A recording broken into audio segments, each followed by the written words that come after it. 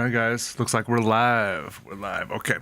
All right. So, Rand Paul goes on Joe Rogan. The thing about Rand Paul is he's a libertarian, but libertarians don't stand for any one thing. Their ideologies all over the place. So each libertarian has different things that they're super like into. For Rand Paul, it's Epstein and COVID. So and not going to war and not spending any money. That's kind of the notes that you're going to hear Rand Paul taking for the most part. So I expect this interview, before I even get into it, that Rand Paul is going to be really against all the foreign stuff that Trump's been doing, and they're most likely going to talk a lot of shit about Fauci and COVID and the vaccine and all that stuff. That's not what I'm here for. I'm here for all the Venezuela stuff, all the ICE stuff. But don't get it twisted. We're gonna get lost in the weeds of just talking about Fauci and vaccines and stuff like that. But it's like a 3-hour conversation, so we'll see what kind of topics we get into. Won't judge too much right off the bat. Speed it up a little bit, and we're off.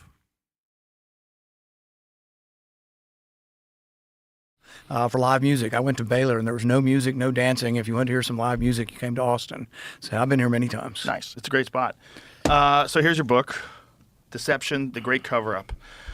You were a lone voice of reason during the pandemic that, for me, you were extremely valuable. And I was cheering you on every step of the way. When you were grilling Anthony Fauci, with all due respect, you do not know what you are talking about. That guy was driving me fucking crazy. It was mind-numbing how many people were going along with it and how many people just... Damn it. They're starting with COVID. This is not a good start, guys. Let's see where they go with it. We'll skip if we have to. Accepted what he was saying, ignored all the evidence that pointed to gain-of-function research, didn't freak out when it was quite obvious that he was lying about gain-of-function research, and I just thank God that you were grilling him, and at least it was on the record, and we could all watch it and see it. One of the greatest tragedies, and we knew this within days, was that children weren't getting sick, but that should have been used to our advantage. Children did not get sick. Not true. No child without a health issue really died. Well, they Zero. got sick, but So no kids got sick except for the ones with health issues. Dude, come on, man. wasn't dangerous for them. Right, but My kids both got it. Right, but most of them had a very mild illness. And the point is that we knew this in China in the first couple of weeks, and we could have left the schools open. And some countries left the schools open. For the most part, Sweden left their schools open and treated this completely different and turned out with a similar... What about the adults? I mean, when I was in elementary school, all my teachers were like in their 60s or 70s. Like those are the people that are gonna die, dude. Like... it's just the COVID really screwed up a lot of smart people's brains. It really did, and it it's the side effect of a global pandemic. Other pandemics, everybody died. This one, everybody lost their damn mind. A lot of people died, but more is a lot of people just lost their mind. Up with a similar death rate, with primarily the people dying were people who were older and overweight, or both. Right, and well, the argument was you're going to bring it home and you're going to infect your grandma and she's going to die. All right. The argument didn't really hold water, though, because everybody got it anyway. And so, but we didn't know that in the beginning, right? In the beginning, they were lying, and they were saying that, although we now know that there was no data that showed that the vaccine stopped infection and stopped transmission. But here's another thought. You could have said, yeah, kids could take it to their grandparents, so until the kid has gotten it and recovered for 2 weeks, tell them not to visit their grandparents. You know what I mean? Well, the problem was the people that live with their grandparents. Yeah, I know. And there would be the exceptions to the rule. But most of the people, the death rate we already knew in China was very, very small once you added in the kids. Initially, they were saying it was a 3% death rate, which would have been, instead of 1 million people, would have been significantly more. 3 million people may have died. But they knew that the death rate was less than that in China early on. But part of the reason they thought it was so high is they weren't counting all the asymptomatic cases. They knew how many people were sick and how many people died, but the denominator was the number of people who actually were sick or who actually got the infection, but they weren't counting millions of people. And but Anthony Fauci denied this at every step. He denied that natural immunity would protect you. And one of my favorite quotes was from a guy named Martin Kulldorff. No, he didn't. Wrong. was an epidemiologist he is. at Harvard who ended up getting fired. But recently he tweeted out, it was about a year or two ago, he said, well, we knew about natural immunity from the time of the Athenian plague in 436 BC, and we knew that knowledge until 2020. Then we lost all knowledge of natural immunity. But the good news is in 2025, we're starting to get back that knowledge. But this was, Anthony Fauci knew better. You know, he couldn't even read his own basic immunology books about, you know, the fact that you do develop immunity. Is it perfect? No. Can you get COVID more than once? Yes. But I defy you to tell me somebody who got it. Or after you got over the disease, they wanted you to get vaccinated. Two, she goes to the hospital and they bring her family in. They're talking to her daughter, talking to the CDC. Look, inevitably Rogan and Rand Paul are two of the guys that swear that ivermectin works to cure COVID. If that's your position, that you think ivermectin cures COVID, I don't want to hear what you have to say about COVID. You're an idiot. That's what you are. That is, ivermectin is a dewormer. It's to kill like parasites and worms that are like growing in your body. It's not for COVID. It doesn't do anything for COVID. Because I want to know, is that still true? So let's do a new study. The virus has progressively gotten less dangerous. Comparing him to J. Edgar Hoover. You know, Hoover was like there for 70 years, abused the civil liberties of people. And really, you should be then recused from voting. Yeah, well, also, why are doctors allowed to be financially incentivized? Yeah, that should be considered to be unethical or inappropriate. We did change some of the things with pharma and gifts to doctors about 10 years ago. It is better than it used to be as far as gifts to doctors, except for that they don't call this a gift. I think this should be under the gift ban. You should not be getting paid to use choose certain things, because I think I think it's actually malpractice to give children the COVID vaccine. Are you aware of Mary Talley Bowden? Hey, you know who who gets a lot of money from big pharma? RFK. That guy has gotten hundreds of millions of dollars from big pharma, and we don't know it because you don't have to disclose it. Doctors do have to disclose the money they get from big pharma. RFK doesn't. He's the scourge that's creating all this bullshit. Yep. Yeah, you know her story? Not a lot. I've met her before, I think. She told me that, she has a small practice that's in like a strip mall, I believe, outside of Houston. She said that in her small practice, if she had vaccinated everyone, she would have been compensated $1.5 million. It's a significant amount of money, yeah, and that people That's have listed crazy. it. Yeah, no, it's insane, and it's the one sort of exception to, we have all these things preventing kickbacks to doctors, except for vaccines, and that's somehow exempt. So yeah, no, we've looked at whether legislation could fix this, and I don't think we found a good answer, but I have definitely looked to see if there's a way Congress could try to fix this. What's amazing to me is how many people in the general public are not skeptical. How many people in the general public will hear this kind of conversation and immediately their hackles get up and they want to argue against this. Vaccines save more. Vaccines are so important. They are. They get, and they have no information. They've done no research. They've never looked at it objectively. They don't understand the whole history of Oh my God, I'm sorry, guys. I just cannot. Dangerous and possible, because we know they're doing gain of function research. Of the creation of the vaccine or any other. Saying stuff. Many of these sort of establishment senators were saying, we need somebody else, we need a scientist at those press conferences. The internet is full of trolls. And so one of the favorite insults, if you'll read insults of me, oh, he's just a failed dental assistant. It's like, well, not quite, but advertised on MSNBC. And then the question is, do you think that affects what the newscasters are saying on the news? Right. And it does. That's why they're so all in with this. But you're right. They're not trying to use those ads to sell those drugs. They're using the money by putting those ads up to make sure that those pundits don't talk badly about the pharmaceutical drug companies. It's probably more about shaping the news than it is getting sales. Well, the proof is in the pudding. There have absolutely been horrific side effects of a bunch of different pharmaceutical drugs. You don't hear a peep about any of that stuff on CNN. And you wonder who's buying a drug when they say, well, you could die, you could become paralyzed, you could have a stroke, you could have a blood clot. Explosive bloody diarrhea, loss all your memories, suicidal ideation. It's just, they just list them off. And they list them off like this. But consult your doctor. They're protecting you so you can take Ambien, but God forbid you take a hemp gummy. They will put your ass in jail if you take a hemp gummy. And they've just recently outlawed all the hemp stuff. And I've been fighting this for the last 2 months. But all the hemp products, I know Texas actually has a lot, they're all going to be banned within 1 year now. Now, how did that get passed? Mitch McConnell. Joe, how do you think the hemp ban got passed? Because your team voted for it, bro. That's the team that you're on that's against hemp. Straight up, man. We skipped through 40 minutes of this conversation where they're talking about how much they hate Fauci and how much everybody was wrong about the pandemic. Like, dude, get over yourself. You don't know shit about COVID. You don't know shit about the vaccine. Like, dude, it's over. Move on. We did one of the best jobs in the civilized world when it came to COVID. That is the United States. And we're in a better spot than most civilized countries because of our response to COVID. Even though we had a bad response to COVID because Trump was our president at the time and made it an incredible amount of bad decisions. You know, one of the worst things that came out of COVID, and Trump was running it, the government gave out all this money with 0 checks. So that fraud crap that you're hearing about in Minnesota, that all originated with the COVID money that was just sent out willy-nilly with no checks, no balances. And there's so many people that will never get in trouble for the way they abuse the COVID money. Anyway, let's get back into hemp. How is that guy still around when he just freezes up every now and again? He locks up like Windows 95. He is very, very powerful, and a lot of people owe him. You know, he raised money for decades, hundreds of millions of dollars, passed it out to the lesser-known senators, and helped them get elected when they would get challenges. And so then they all owe him. And so I forced an amendment. And it's funny, then the people on the internet go, why are you doing this? A government shutdown. Why are you gumming up the works with a vote on hemp? Because they stuck it on the bill to reopen the government. It's not my choice to talk about hemp at that time. That was my only choice. And so I brought forward an amendment. I got like 20-something votes, and 70 of them voted. But they voted to set the limit and to change the amount of THC in the plant. So all the plants are illegal now. All the seeds are illegal. There's a real industry of farmers who grow this.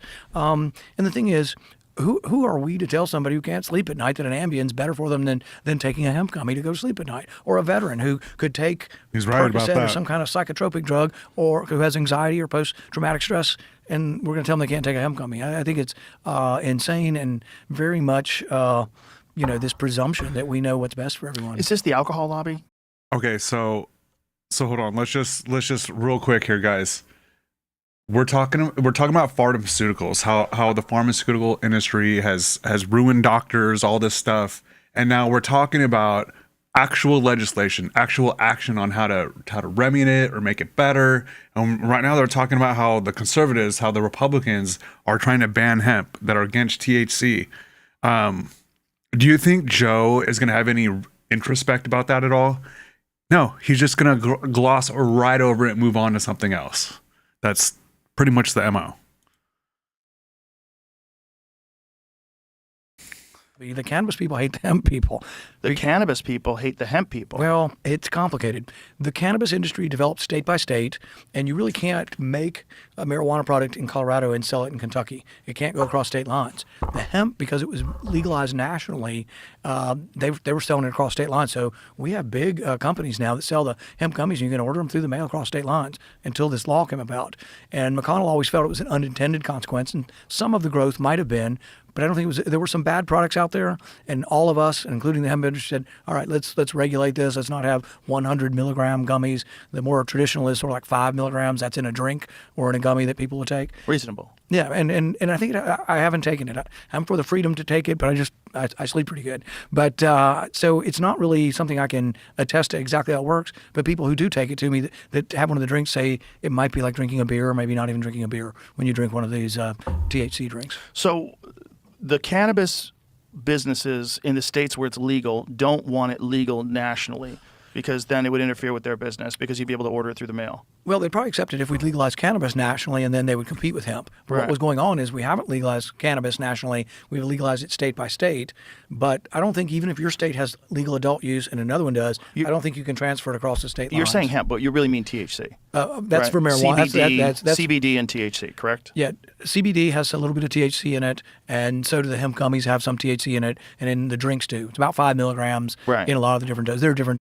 It reminds me of when I went to Europe. I had I brought a couple pens with me from the States, and my plan was, I went to France and I went to I went to England, London. We stayed in London, and my plan was, if I ever got caught, I'm just gonna tell them this isn't a THC pen, this is a CBD pen, because CBD is legal in Europe and THC is, like, any product has to have, I believe it's like less than 5% THC or something like that. And then if it has less than 5%, then it's legal. So even if you brought like weed on a plane, which I did, they would have to test it to see how much, what the percentage of THC is. And you could just say it's CBD. And if they weren't in the mood in the moment, then they just wouldn't deal with it. But that's And so all of those are going to be illegal? Yeah, the McConnell language says you can't have more than 0.4 milligrams, which is such a low number that I don't think it'll have any effect. I mean, frankly, the THC is the effect, Yeah. and so if you make the THC number so small, I don't think people will take them.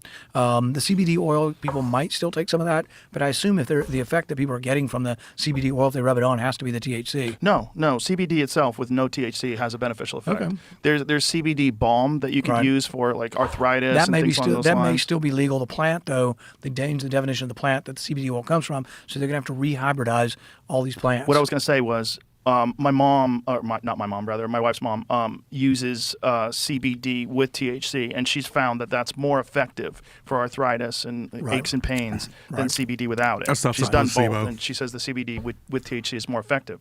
And there are some people. It's a placebo, unfortunately, but arthritis, there's no real cure for it. So even a placebo is something to write home about, to say the least.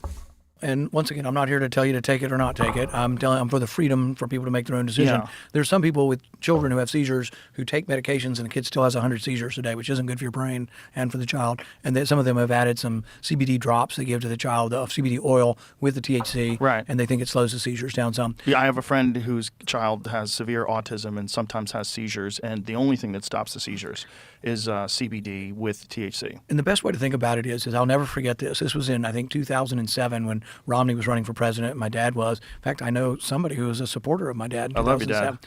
But anyway, they go up to Romney, and it's a person in a wheelchair with MS, and they said, are you in favor of making it illegal? I take marijuana at night to sleep. Are you in favor of making that illegal for me to take it? I have MS. Would you be for making it illegal? Romney looked right at him and said, I sure would. And I was like, what kind of person says that? What kind of person is so presumptuous of their moral position that they're going to tell you it's immoral to take that, but fine to take some, antipsychotic drug or some kind of narcotic that the pharmaceutical companies sell, but we're not going to let you use marijuana. Well, it's ignorance. It's people that have never consumed it and have these preconceived notions of what it actually does versus what it does. I mean, you'd be surprised at how many little old ladies are taking CBD with THC in it for to help with their aches and pains and help them sleep. My joke when I tell people who's opposed to this, like McConnell, who's older than dirt, is that they all watched Reefer Madness in 1937 at the matinee, and they'll never forget what happens if you get that Reefer Madness.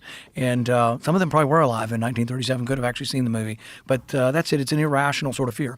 But on the other side of this, we're on a program that a lot of people hear. I don't want people at home thinking I want everybody and every 15-year-old out there smoking marijuana after school. I think there are some side effects to smoking marijuana all the time, particularly for the developing 100%. brain. And I'm not also here to to encourage drinking alcohol as well. Same thing. I'm for personal choice for adults. And the problem with the whole Reefer Madness thing, I'm glad you brought that up. Do you know the whole story behind it? No.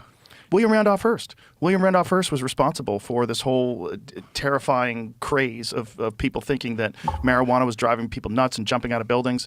In 1930-something, I forget the year, they came up with a new product called the decorticator. And it was in Popular Science magazine, Hemp, the New Billion-Dollar Crop, because they had this new machine that allowed them to effectively process hemp fiber. William Randolph Hearst owned Hearst Publications, but he also owned paper mills. Hemp was a far more effective and far more durable form of paper. He was going to compete with hemp, and he had forests that he was using for his paper, where they were, for paper mills, and hemp was going to replace all that. It was a competitor, so they were arguing against it as a commodity. Marijuana was never a name for cannabis. Marijuana was a name for a wild Mexican tobacco, and so they started saying in his newspapers, they started printing these fake stories about how blacks and Mexicans were taking this new drug and raping white women, and that's where Reefer Madness came from. They call this new drug marijuana. This episode is brought to Even back then, we used the brown people as a scapegoat. That's unfortunate. And can't afford the compliance cost. Right now, one of the extraordinary things we're doing with banks, and I don't think many people know this, the Federal Reserve is now paying interest to big banks on keeping reserves at the Federal Reserve. There's $3 trillion there. Last year, the big banks, primarily the big banks in New York, got $187 billion in interest. Previously, that interest would go back to the Treasury to offset the debt. That's about 10% of our debt. So our debt is 10% worse because we're now paying, and we never did this before 2010. We never paid interest on reserves. And what it means to pay interest on reserves is that it's an incentive for the Fed just to leave it there. Why loan it to you if you're expanding a business when I can just leave it here and get 4%? It also keeps interest rates from going down because if the Fed pays a big bank 4%, are they going to loan it to you for 3.5% when it can just sit at the Fed and gain 4%? So it's kind of, President Trump always wants what he wants, and sometimes he wants good things, but may not go about it the best way. He wants interest rates to be lower. I think most people do. But one way to make interest lower is tell the Fed they can't pay interest to these big banks. Have you ever had a conversation with him about this? I've been trying for like 3 months to get a conversation with Bessent, and I held up one of their, with the Secretary of Treasury, I held up one of their appointees last week, which is one of the things you do to get the attention of the people you want to talk to. And they've agreed to meet. This is what Rand Paul's saying right now is one of the biggest issues that we have with this administration is that Rand Paul doesn't matter. Scott Bessent, Donald Trump doesn't care what he has to say. Congress has already allowed Trump to do whatever the hell he wants. And Trump knows that.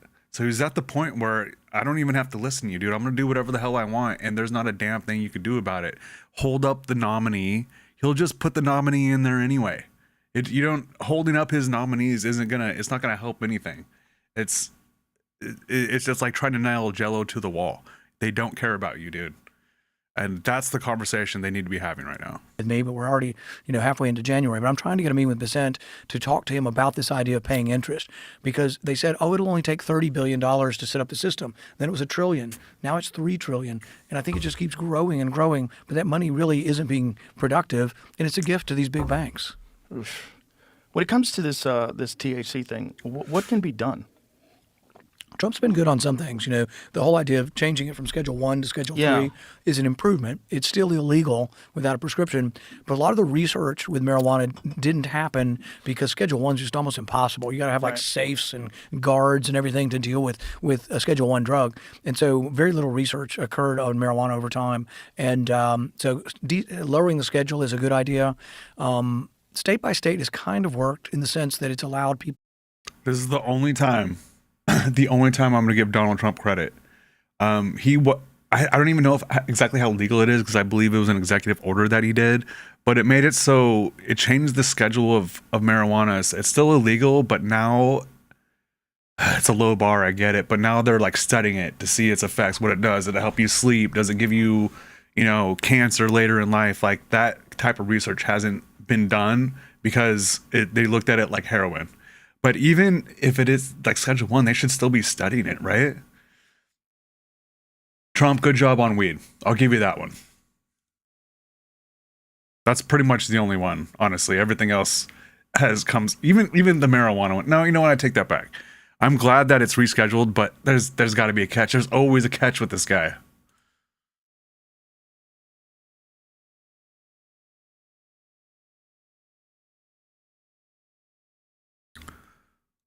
Is it red states? Or is it the red states that think they went too far?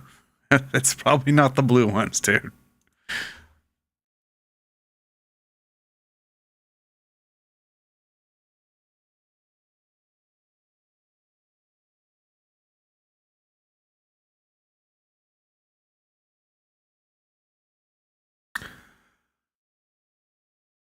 Uh,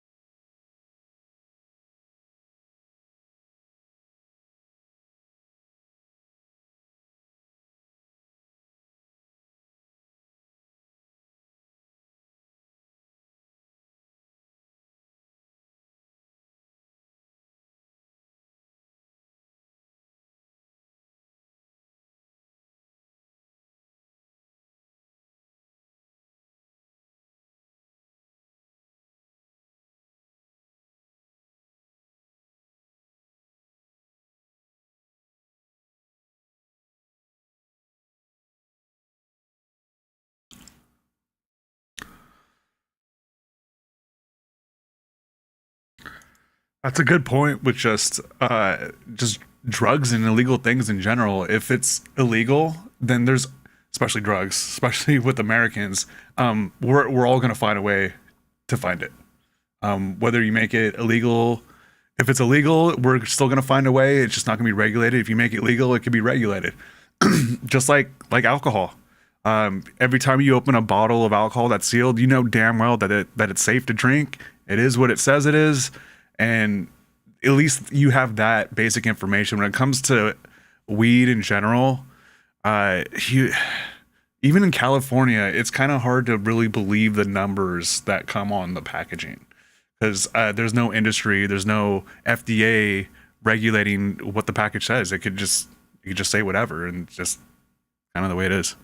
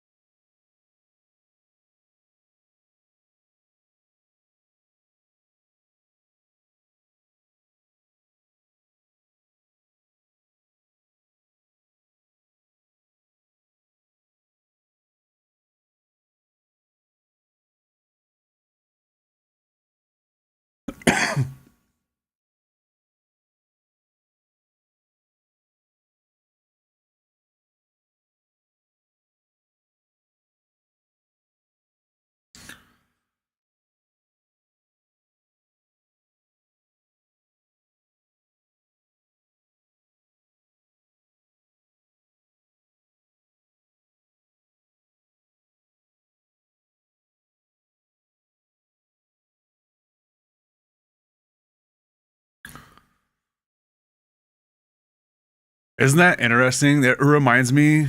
It reminds me of like. Oh wow, I screwed up pretty bad on that one.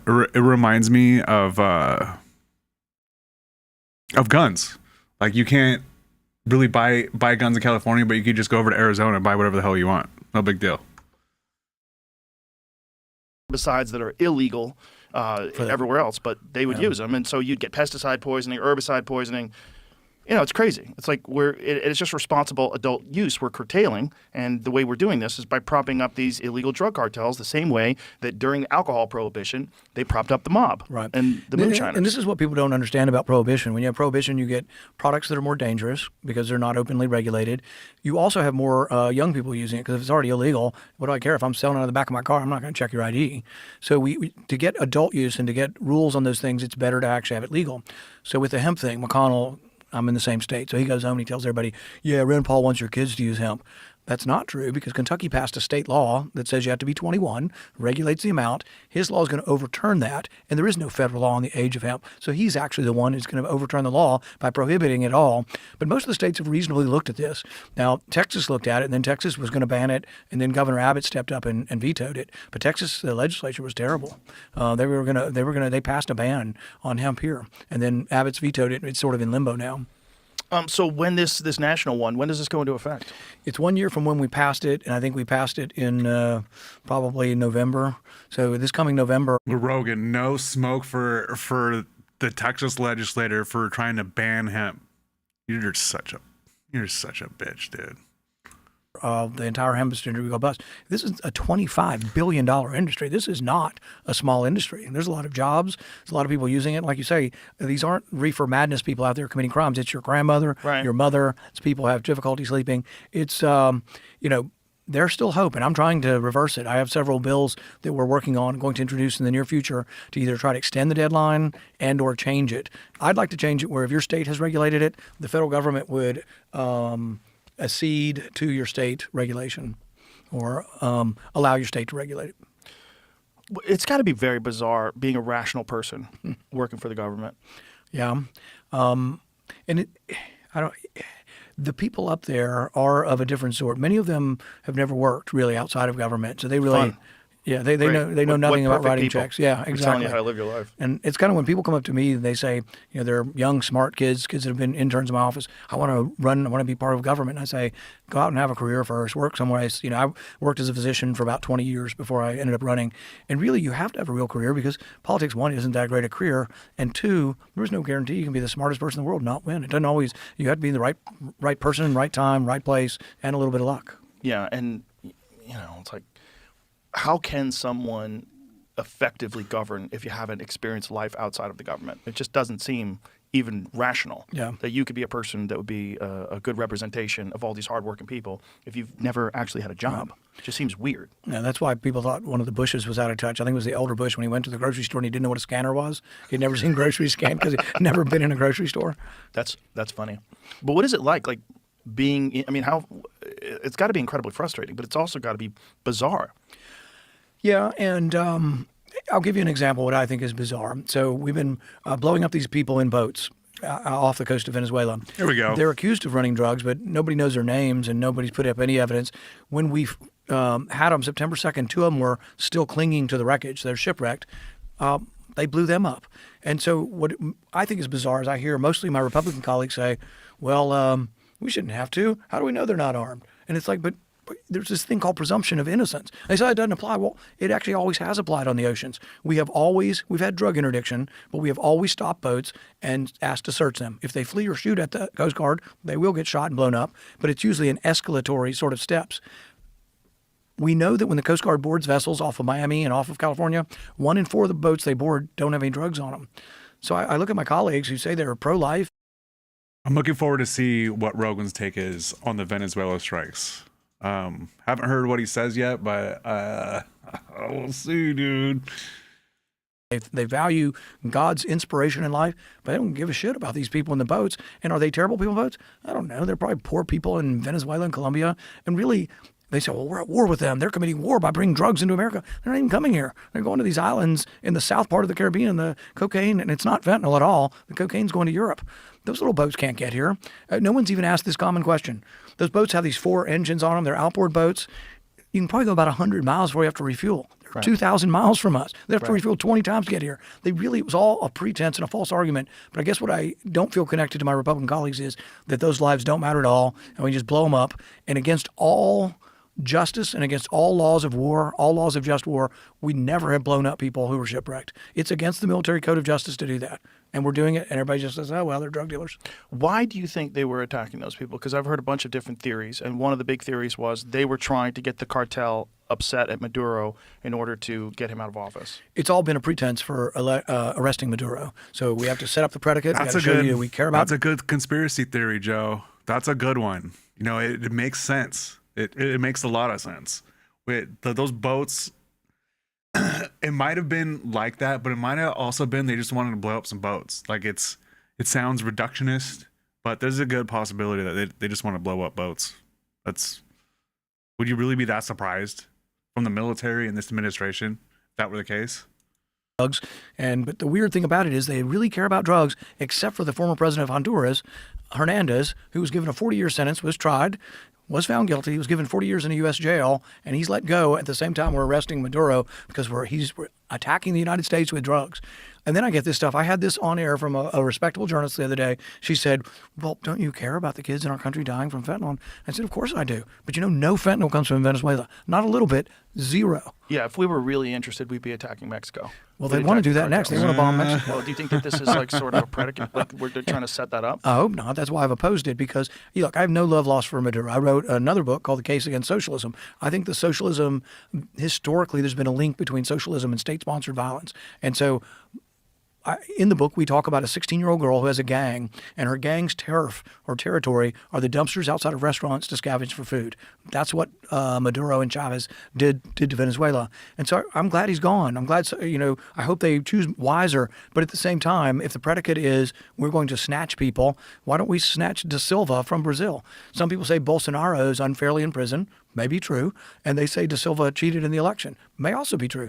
But should the President of the United States, no matter who he or she is, have the ability without a vote of Congress, the people's representatives, just go snatch people out of jails in Brazil and put a new government in? One, it doesn't usually work. Yeah, I'm hoping it's successful here, but, we've tried it in other places. It's one of the things I liked about Donald Trump. He was against regime change in Iraq. He was against regime change in Libya. And it didn't work real well in Iraq or Libya. So what do you think changed? Why do you think they're so interested in Venezuela? Do you think it's just because of the oil? Influence. And I've jokingly said that there ought to be a reoccurring issue that we thought was resolved with. That's like to say that Trump was against Iraq, that is revisionist history. He was not against going to Iraq at the time. Everybody was for it. He's only against it now that it's the popular thing to do because he's a populist. The cope with Donald Trump, even on someone as smart as Rand Paul, It's just it's sickening, and it sucks. It sucks. That's how an idiot like Donald Trump can just get everybody to literally look the other way and forget that they're smart people to justify their bullshit. Software. Are you back? Okay. All right, we're good. Sorry, folks. The program was interrupted by the NSA. They are spying on the show to see. So here's the question: the Biden administration had a $20 million, was it $20 or $22 million bounty on Maduro? Like they've wanted Maduro out forever. Why was that? Because they don't have free elections. It's an authoritarian government. The people are suffering. So it's this idea that that's wrong and government should. And I think that's a noble concept to want better government, more freedom for people. But I could probably list for you a dozen different countries that have autocratic rulers right now, and we could go in and we could arrest them all and put people in place. Yeah. But it sometimes backfires. For example, I think one of the things, I think there's a good feeling towards America from a lot of Venezuelans right now that are happy that Maduro's gone. But ask them again in 6 months if we're still controlling their oil and we're doling out a little bit of money, but the money's not going to the people, it's going to the socialist government. So you realize we've traded one socialist for another. Right. Maduro's gone, but his second in charge, who was elected with him and holds all of his beliefs, is there.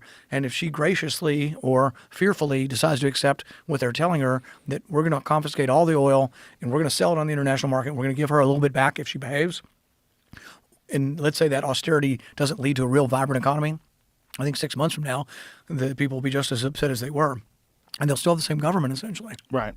So one of the things that I've read was one of the primary reasons why we went in was because Russia and China were also interested in Venezuela's oil, and China had met with Maduro literally the day that he was kidnapped by the United States. Right. Yeah, I think China gets about 4% of their oil, so it's a small amount of their oil. The best way that like China meeting with Maduro the day before, that's just the right wing ecosystem bullshit. And the right wing ecosystem bullshit is strong, dude. Like it's real strong. Guys like Joe were like, no way, he was meeting with China before.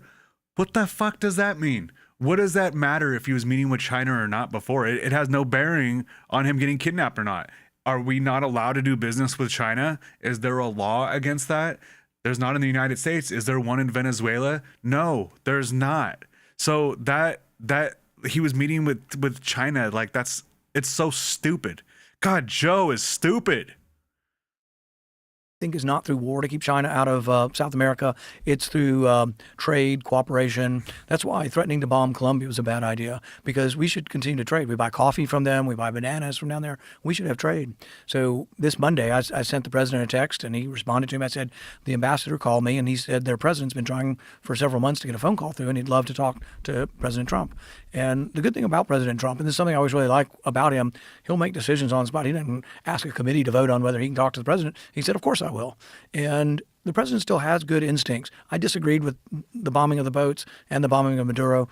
I'm not too unhappy with the result, but I don't want the chaos to spread to Colombia. And I think Colombia does cooperate with us, particularly on the drug trade. It's not perfect, but they do cooperate. But he did end up making a phone call to the president of Colombia, and I think the setting is for less of a problem. And you say, well, why have things changed from where he was talking about regime change in the campaign? Some of it's the influence of the people around him.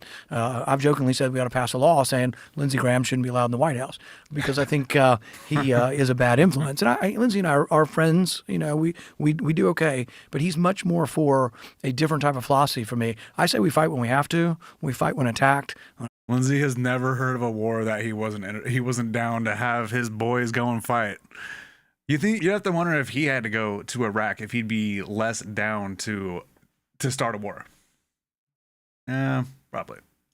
About it. I'm not too interested in fixing every problem around the world. Look, we have a $2 trillion deficit. We can't really go fix every problem in every country. And sometimes when we try to change the regime and put better people in, we get the opposite. Right. Well, this is your dad's philosophy as well. Yep. It's one of the things I really enjoyed about him. When you see these things at play, like the kidnapping of Venezuela and the bombing of the boats, how informed are you about why they're making their decisions? Are you do you have conversations with the people that are making the decisions? We do, but the reasoning is mostly public. Like, we'll get briefings. We've had briefings on the boats. Like, what do they say in those briefings? They say that I'll ask, are they carrying arms? Because it kind of makes a difference whether they kill unarmed people to me. Right. And they'll say, yes, their arms are drugs, and they're invading us with drugs. Okay, but they're not really, right? Because if you look at it geographically, like you were just saying, they're so far away from us. They're in small boats, and they're not bringing those drugs to the United States. And the only way they can make war with the drugs is if they're hitting you over the head with the drugs and then making you take the drugs, all right? So I think that's ridiculous. And I think that there is a difference between crime and war. And the reason why they have to get it is that normally, like if, let's say the boat came all the way here, that speedboat got all the way to Miami, offloaded it into a U-Haul truck, and it's going down the road. Do we stand on the side of the road and hit it with grenade launchers? Nobody would be for that. All of a sudden, we're going to believe that, well, gosh, we might blow up the wrong truck, or maybe we got. Okay, his hypotheticals. Let's say the drugs got to the United States and they're driving down the street in a U-Haul. The people would not be for hitting that truck with a grenade launcher. Have you turned on Fox News recently? The people would be, if you gave them grenade launchers, everybody would be down. They would definitely want to hit the truck with grenade launchers. Most of the country wouldn't, but everyone that watches Fox News, they definitely would.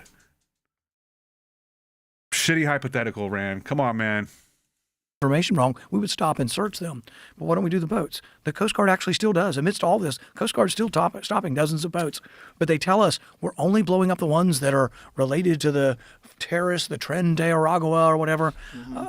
I don't know how they can know that with certainty. I don't know how they can know with certainty that I think most of these probably were So why do drug you think boats. they're doing it then? They wanted regime change, and I think Rubio has wanted regime change. He's been itching for it for 15 years, and I think he has a great deal of influence with the president. And they've convinced, and it's a selling someone like the president that he can use his power for good is an argument that I think a lot of people would succumb to. He believes that he's doing good, and if it all works out and freedom rings true in Venezuela, people will say, well, gosh, yeah, I think he did. And that's why now people think he did the right thing. I think people don't know yet what's going to happen, whether or not people are going to be happy keeping the same socialist government, whether they'll have a free election and somebody else will win, isn't known yet. But I do think that while he's... So again, the really smart guy, Rand Paul, he knows that Venezuela is not a real socialist government, right? Like, he understands that Venezuela is an authoritarian government. There's one guy in charge who makes all the decisions. So if there's other slices of Venezuela's economy that's under socialism, yeah, there is. Just like how parts of the U.S. economy is under socialism, like, healthcare, utilities in some cases, retirement, things like that. We do have social programs in the United States. That doesn't make us socialist. And also, Venezuela is not socialist. They're authoritarian. That's what they are. You know what that is, right? Authoritarian? I don't think you do, actually. Now that I think about it, you probably don't. Because you support Trump. That's how I know that you don't know what authoritarianism is. And that it seems to have worked. It's my job and others to say that really invading Greenland's not a reasonable thing. Invading Cuba, invading Colombia, that there has to be pushback. But I get a lot of flack. I mean, there are people that rally behind the president that are telling me I need to pipe down, that I need to be quiet. So the threats that? Well, a lot of the mob, the internet mob is angry. Internet. Is angry. Yeah, you can't read that. Yeah, you can't, listen to those but you people. got to be a little bit wary also. But I mean, there is a thought, and I don't think it's good for government, though. I also don't even think it's good for the president, who I largely like on a lot of issues. It's not good for him to have no critics, for people to be afraid to criticize him. I agree. So is the argument that they want regime change that these cartels are working with Maduro? And that's why we blow them up? That's sort of the argument, but I don't think the cartels and the drugs are really important. It's about regime change. Because But if it's about regime change, why blow up the drug boats? Because they need a drug predicate. They want to say this isn't war. It is kind of war, and we're going to take people as if it's war, but it's not really war. It was an arrest warrant. And they've actually persuaded some otherwise good people in my caucus to say, well, normally I would be against bombing another nation's capital and removing the leader. Oh, but he was indicted for the indictment. Most people don't know this. Part of the indictment is for drugs, but he's breaking a U.S. law. How do we indict foreigners in their country? They haven't broken law in our country for breaking a law. But other than drugs, they've also indicted Maduro for possessing or conspiring to possess machine guns. And it's like, what leader in the world doesn't have security guards with machine guns? We have machine guns. Wait a minute. That's Did Maduro absurd. personally have illegal machine guns? And illegal how? Is it illegal internationally? Like, what does that mean? It means absolutely nothing. That's It's crazy. That it's means completely how insane. many people in Texas have machine guns? You could I legally used- have them here. I used to go to the machine gun fest, and it was a machine gun shootout. They'd have a line of 50 machine guns. You have to have a special permit to get them, but Right. you can get them. And but the thing is what's ridiculous about it is our leaders, our soldiers have machine Of course. guns.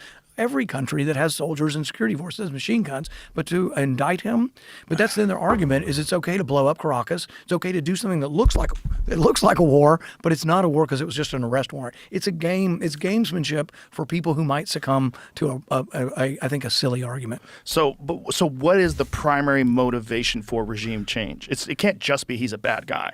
Because no, there's a lot of bad guys. I think the country suffers, and they want people justifiably want better stuff for the people there. I think they also do worry, as you mentioned earlier. They said there's too much influence of Russia and China there. I think that's what I've been reading most that makes sense, is that the concern was that China or Russia was going to ramp up oil production. Right. Why? But I don't know. Why would that make up sense? Make sense? Like, why would China and Russia not be allowed to pump oil there? Why would they not be allowed to do business there? Like they keep on glossing over that.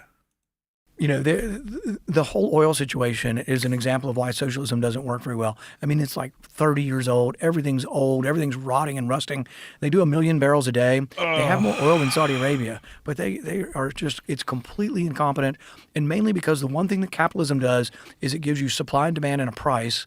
And they've controlled the price, not the oil price, because that's an international price, but they've controlled the price of all the things that go into the equipment and who owns it. So you have a bunch of people who studied in Marxism in Cuba running the companies. That's not what we do here. You either make a profit here or you get fired. Isn't the oil in a much more difficult form to extract than the oil in Saudi Arabia? So by saying they have more oil than Saudi Arabia, maybe, but that may be true. That may be true. There's a difference. I think it's like it's almost either like a lot of it's asphalt. heavy crude. I think I don't know the details of which kind of oil they have, but I think there probably are some technological problems. But I think it's easy to make the argument that they're not hitting their maximum efficiency with the current socialist government. Right. I think that's a good argument. But the what I'd read about the extraction was that the oil that is in Venezuela is almost like asphalt, and that it requires all these That could be but chemicals I to think break it down. and so there may be more difficulty than Saudi Arabia, but I think also the system, so when you look at Venezuela and you look at what happens under price controls, you need prices to go up and down based on demand because if you don't, you have shortages. If you set the price too low, and I'm a manufacturer, I'm not going to sell it for that, so you also get shortage. If you set the price too high, then it just sits on the shelf and a black market develops. There was a story in Behind the Iron Curtain, and I think it was in Poland. I love this story. Guy goes in a store and he says, "Oh, are you the store that doesn't have any eggs?" And the shop owner said, No. We're the store that doesn't have any toilet paper. The store across the street's the one that doesn't have any eggs." But it was so common that you always knew that the stores were always missing something. There were always shortages. And this is the main thing about prices that is so incredibly important, and people don't think about it, but it's incredibly important to let prices go up and down without the government getting involved. That's why, it's a mistake. It'll sound right, but the president wants to ban interest rates above 10% for credit cards. Well, part of the interest rate being much higher, if you're going for a same-day loan, is one, you're a much higher risk, you're more desperate, but also by you having to pay 30%, it's going to teach you to be a better planner the next time, because you can't keep borrowing at 30%. But the marketplace demands the 30%. It's what the market will bear. And if it was too much, then the interest rate will come down. And no one should borrow 30%. I mean, they should teach in high school how people to plan their budget. Don't they so you don't sneak do that. those in on college students? Those College kind of students, people but that are a little bit more we're talking at about risk. we're talking about ignorant people. Yeah. College students they're high up on the list of ignorant people, or people lacking common sense. Yeah, it's that. Well, It's they're people also very get young. Yeah, people get into a gambling problem. They get into some problem where they don't have money. But if you say it can be 10%, Look, students got to take high interest loans because that's all they could get. They're young. They don't have any credit. It's either take this 30% credit or get nothing. Don't go to school. Go work at fucking McDonald's. It's just a strange argument.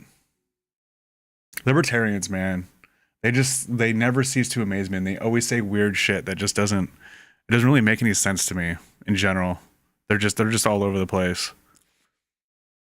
And it's like he's against Trump, but not really. It's kind of hard to explain.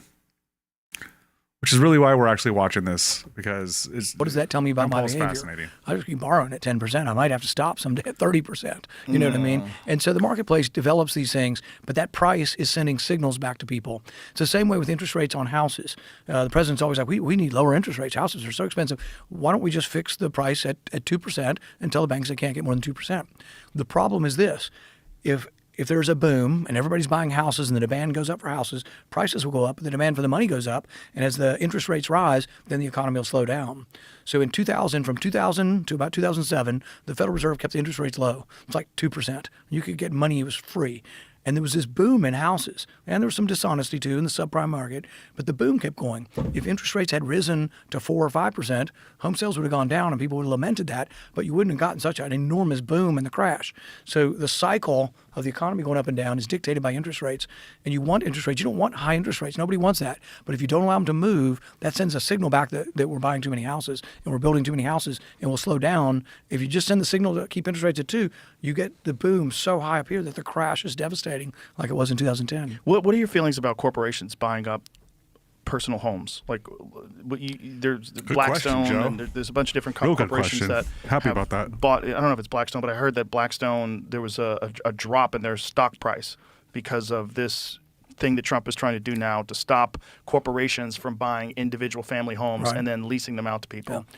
So in a free market, in a free world where you can choose a hemp product, you also make contracts with who you sell to. So for me to tell you, to me, it's a freedom issue. If I tell you you can't sell your house to Blackstone, that's me limiting your choices. Maybe Blackstone's going to give you 5% more. I'm stealing 5% from you. Right. And it's not a given that it's going to be bad. It might be bad, but I think if you look at this carefully, for example, what's one of the impediments or one of the costs of buying or selling a house is the real estate price. So the realtor takes, they used to take like 6%, but now sometimes you can get 3% and you go through a bigger company. So corporatization or making something bigger where a bigger entity owns something sometimes leads to lower cost because they can actually lower cost. So to me, it's just a freedom issue. I don't think I think the price of homes has gone up because the value of your dollar has gone down. We are destroying the dollar. It's like, is gold more precious? No, people are freaking out about how many dollars have been printed and how much debt we're incurring. So the dollar loses its value.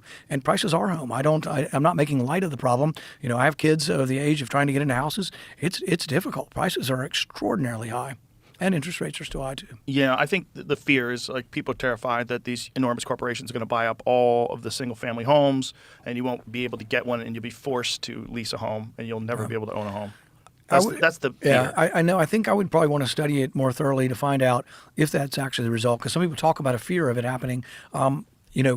If I'm Blackstone, I'm not doing stuff just to hold them around. I'm not like, Mr. Potter on, It's a Wonderful Life and wringing my hands together. I'm going to wait. They don't make any money holding on to a bunch of houses. They're going to have to sell them.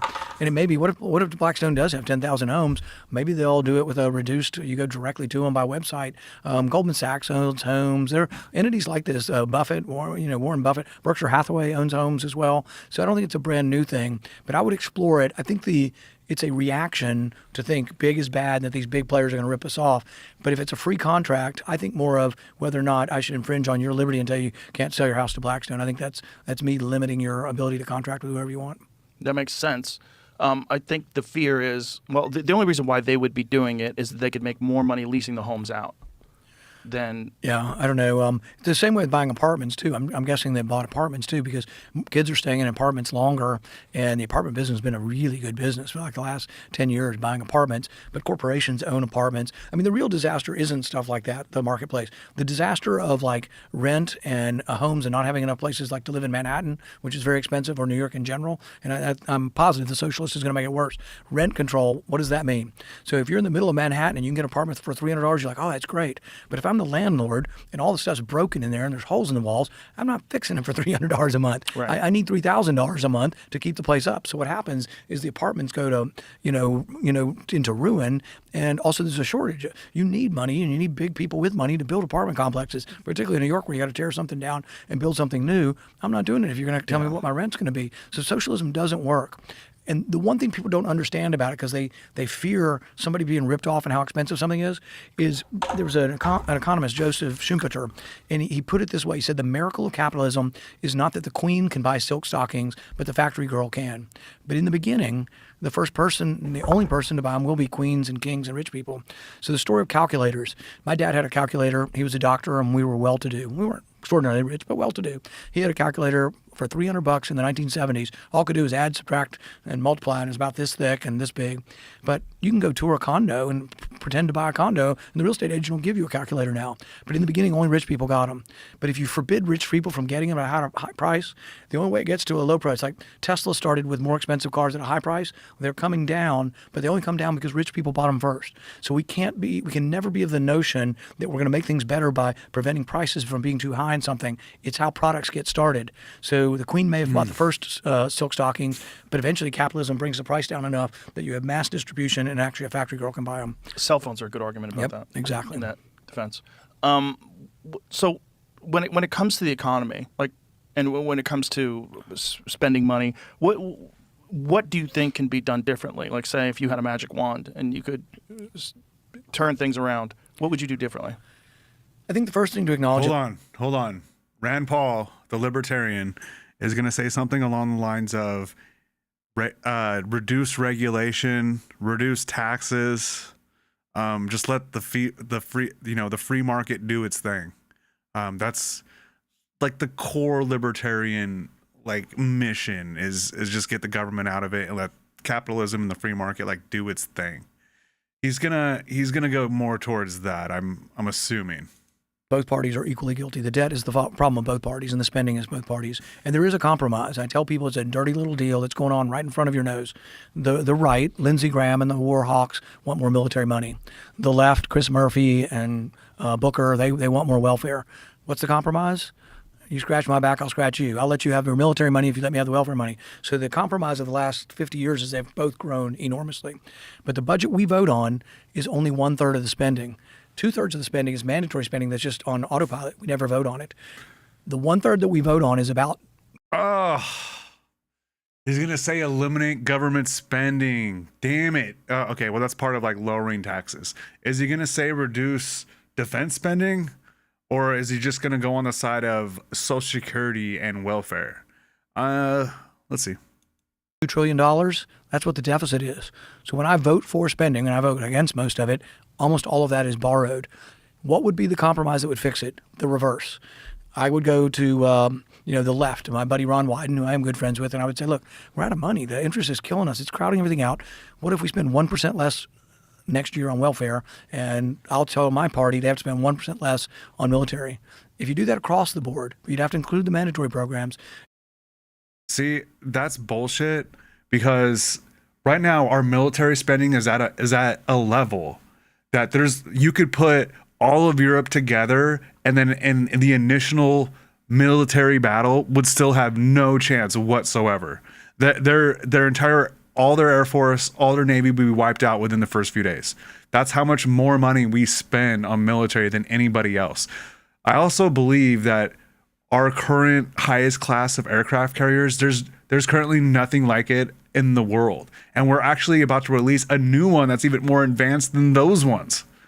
So the military spending, that has to be cut significantly.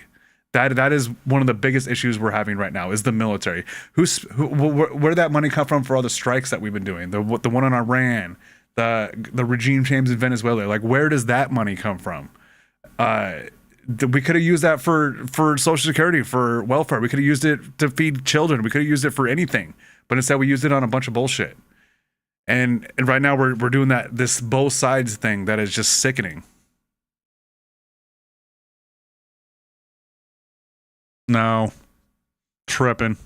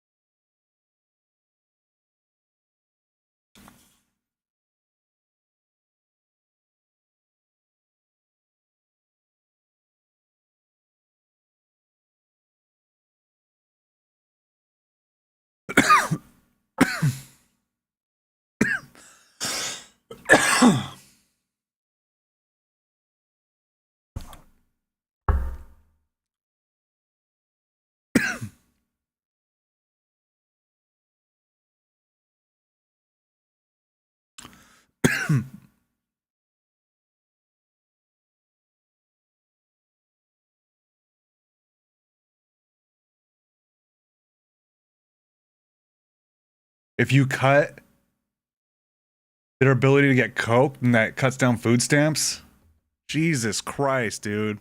What a stupid thing to say. Well, good Lord. Well, we're going to spend 10% less. No one's going to But starve. would you spend? Hold on, but would you spend less, or would you just limit the purchasing to non? We'll probably be lucky just to limit the purchase, but I would spend But you less. couldn't spend. But how could you spend less? You would have to give them less, and you say, hey, not only can you not buy sugary drinks, but now you'll have less money to buy healthy Whoa, Joe Rogan with a little pushback. That's nice to see.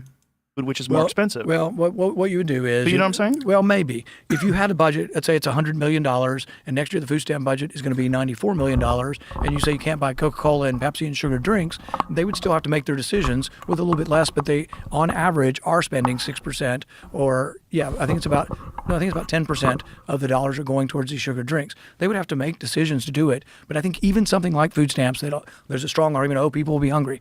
Hunger's not a problem in our country. It really isn't. The problem is too much food. Bro. It frankly is. There is no one starving in our country. There was buddy. Hunger is not an issue in this country. That is not going to age well for you, my man. If I was running against you, I would make just commercials and billboards just with that. That is dumb. That is what a ridiculous thing to say. Wow. That's crazy, dude. food everywhere. Right, but it's not too much food. It's non-nutritious food. I mean, it's Too not much bad food. It's not even food. It's Well, you're right. things you eat that have no nutrition in it at all. Exactly. Like Coca-Cola. Yes, exactly. Like candy and cookies and all the And shit I've that been- you and can I've been buy talking. with You food can get stamps. candies. You can get a bag of candy on your food stamps. Right. There's no that should, and so I've been talking about this for years. And so I had a Democrat senator who I can talk to. We're friends. We're walking down the hall, and I tell him about it. He says, well, "That sounds reasonable, but I don't want to reduce the dollars." So what you're saying is the compromise is probably Democrats are never going to vote to reduce the dollars. We should, but we won't get it. But even when push came to shove, his staff piped up and they said, "Oh, I thought you were a libertarian. I thought you were for choice." And I said, "I am with your money. I mean, the taxpayer money. We don't let you buy alcohol." Right. I think it's arguable that sugared drinks are as bad as buying alcohol. It's close. I mean, certainly in terms of health consequences. Yeah. Oh my diabetes God. and obesity and all the other comorbidities that come along with more obesity. But the thing is, it's like if you're asking them to buy healthy food food is definitely more expensive. Sometimes, if you want to go to Whole Sometimes. Well, if you want to go to Whole Foods and buy things there, it is more expensive to buy all the fresh fruits and things. But there is a lot of things that you can buy that really, frankly, aren't. A head of lettuce is not that expensive. Right, but it's not going to fill aren't you that- up. If you want calorie-rich food, Right. if you want to match calorie per calorie, Beans aren't that expensive, and they're healthier for you than most of the things we eat. But really, the thing is you got to teach look people at how to cook now. Yeah. That's the problem. Actually, I would. Not me. Right. I would have this in schools. So I would have the old concept of home economics in schools, and here's what I would teach. Some of this comes from a book. There was a book written by Charles Murray years ago called Coming Apart, and it compared people and said, these are the rich people in your society, and these are the poor people, just divided into two groups. And the two main statistics that put you in either rich group or poor group, having kids before you were married, and education. Charles Murray, isn't that the guy that had very controversial ideas about race and IQ? Yep. Yeah. Yeah, but this wasn't racial. This was based on whether or not you, were in one of those two categories. But I would teach this in home economics. I wouldn't teach morality. I wouldn't teach people that it's evil to have sex. I would say that the odds are, the statistics are, if you have not had your children, you have a choice. The statistics are overwhelming that if you have your kids before you're married, you'll be poor. And the thing is, it is true. Why not teach that? But in that same class, I would teach how to go to the grocery store, what to buy, and also how to prepare it. I'd go to the grocery store. I would do this for obese people in our country. So Medicaid pays just gazillions of dollars for diabetes and all that stuff. I would pay for dietary training, but I actually think you need to go to the grocery store with people and show them all the crap they're putting in their cart that they shouldn't be putting in. That sounds like you're for another government program. Damn, you got me. Well, you it's also it's got me. It sounds great on paper, but the reality is, in order to change people's behavior, it takes a You got him, Joe. You got him. The libertarian just said, even though he's cutting all the funding and everything, that he wants to send somebody to the grocery store with people to show them that they're buying the wrong thing. This is why we can't take libertarians serious, dude. If you weren't going against if you weren't one of the only MAGA Republicans going against Trump, we wouldn't even be listening to you right now. Let's be real. radical shift of your perceptions. Yeah. And that's very difficult to do. You can't just teach people like, this is how you make spaghetti and meatballs, and then now they're going to eat healthy. It's not that spaghetti and meatballs is the most healthy. You don't really have to teach people. People aren't as dumb as you think they are. So it's not that they're dumb. It's just they're setting their ways. I know. But you're right. To change people's behavior that's patterns why you is have to give, extraordinarily difficult. I know, but that's why they have to make choices. They become smart very quickly. If you give somebody 96% or 94% of what they were getting. God, he's such a jerk. He thinks we're idiots. He really does. He has to. It's the only way to explain it. Food stamps, they will be smart within a week. They will make these decisions. I would argue against that. I think that there's a problem in that people are very set in their ways, and they've developed a pattern of behavior over the course of decades. So you're not just going to shift with a change in policy and a reduction in their food stamps. What about this? Do you think anybody has changed their lifestyle in America since 2 people at McDonald's cost $20 to eat now? A burger, a drink, and fries is $20 for 2 people. Do you think anybody in America has shifted their buying patterns for food and are eating at home more? I guarantee you, thousands and thousands of people are eating less out. Probably. I've seen Wendy's go out of business, It's a bad example because McDonald's is fucking terrible for you too. Like, that doesn't make any sense. The president eats it. Well, I do too, but it's not good for you. Filet of fish is actually a delicious little sandwich. People will not, you can't teach, I agree with you to a certain extent. I don't think you can teach people to make wiser decisions. You can sort of encourage it as part of the educational model, and I wouldn't spend more money on this. We spend a lot of money on education. I would make this part of the curriculum. But I do think that if you aren't given a financial incentive to make these decisions, you won't do it. You could ban the foods, and I actually am for taking them off the formulary. We have something called WIC, which is women and children. It's for food during pregnancy. It only has healthy food on it. You can't get Coca-Cola with your WIC dollars, but you can go through the line with your SNAP plus your WIC and all that stuff. But I'd get rid of the sugar. Isn't WIC for like baby food and like diapers and shit? That's my understanding. I get rid of chips. I get rid of candy. Yeah. Ding dongs. No chips? What? That's on food stamps, right? I think Donuts. that's a no-brainer. Yeah. That's a no-brainer because that stuff's not food. But I don't have one Democrat sign on. I have yet to get a Democrat. No reduction of money. So my bill doesn't reduce money. I think we should. Yeah, the problem is they're voters. The Democrats won't vote. Held prisoner, but they're voters. Their voters want that. They don't want you to tell them what to do with that money. And a lot of people feel entitled to that money, which is also very odd. But I don't do it because I dislike people on food stamps. I do it because I want them to be healthier. Yes. And I actually don't want, the goal is, people think the goal is we need more Medicaid. No, what we need is less people on Medicaid. The goal should be an economy where 5% of the economy, really in a good functioning world. He's talking about how Democrats wouldn't vote for his bill. Like, the bill wasn't just like, hey, no sugar in the food stamps food that you're allowed to buy. It's shit like that. Like, you're just trying to kick people off. You're finding like low key evil villain ways to kick people off of, government assistance. 5, 6, not much more than that, shouldn't be able to take care of themselves. There really should be health care that almost everybody can afford, except for a small percentage of people. Once you have kidney disease, you're on dialysis. It's extraordinarily expensive. So almost everybody's on Medicaid. It's a little more understandable. Diabetes, if we fed people right, 80% of adult onset diabetes is curable by loss of weight. Right. I see, and I see where they're going to argue against what you're saying about food stamps and from this libertarian perspective. But I think you're absolutely right in that you should be allowed to do whatever you want with your own money. But if you're going to get government assistance, there should be some sort of a limitation to you getting food that's only healthy. We shouldn't be paying for you to kill yourself. Just like you can't buy cigarettes, right? You can't buy alcohol. And this is something Bobby Kennedy is changing, and they hate him, just hate him. Because they're voters. Their voters don't. No, not the voters. The establishment hates him more. His own family hates him more. But you know what? If he only does one thing, and one thing he's remembered for is treating sugar as not a sin, as a bad food. Right. Sugar added to convince us that adding sugar to cereals and all these things that we add sugar to, that it's bad for your health, that will transform. If the people who... I hate to admit it, just because of like the center of the conversation that we're having right now, but he's right. He's right. That is, RFK he will be remembered for 2 things, really. For being anti-vaccine and anti-sugar. The anti-vaccine thing is problematic, to say the least, but all the anti-sugar and dyes and all that stuff in your food, I definitely do support that small part of it. But the movement as a whole is wrong about most things. But yeah, the added sugar and the dyes and stuff from RFK, I'll give you that. I'll give you that one. to It accept certainly will. that. It certainly will. And the education, the understanding of that. When I was a kid, and I talked about this the other day with my friend Whitney, we were doing a podcast. Like, we didn't think sugar was bad for you. We just thought it gave you cavities.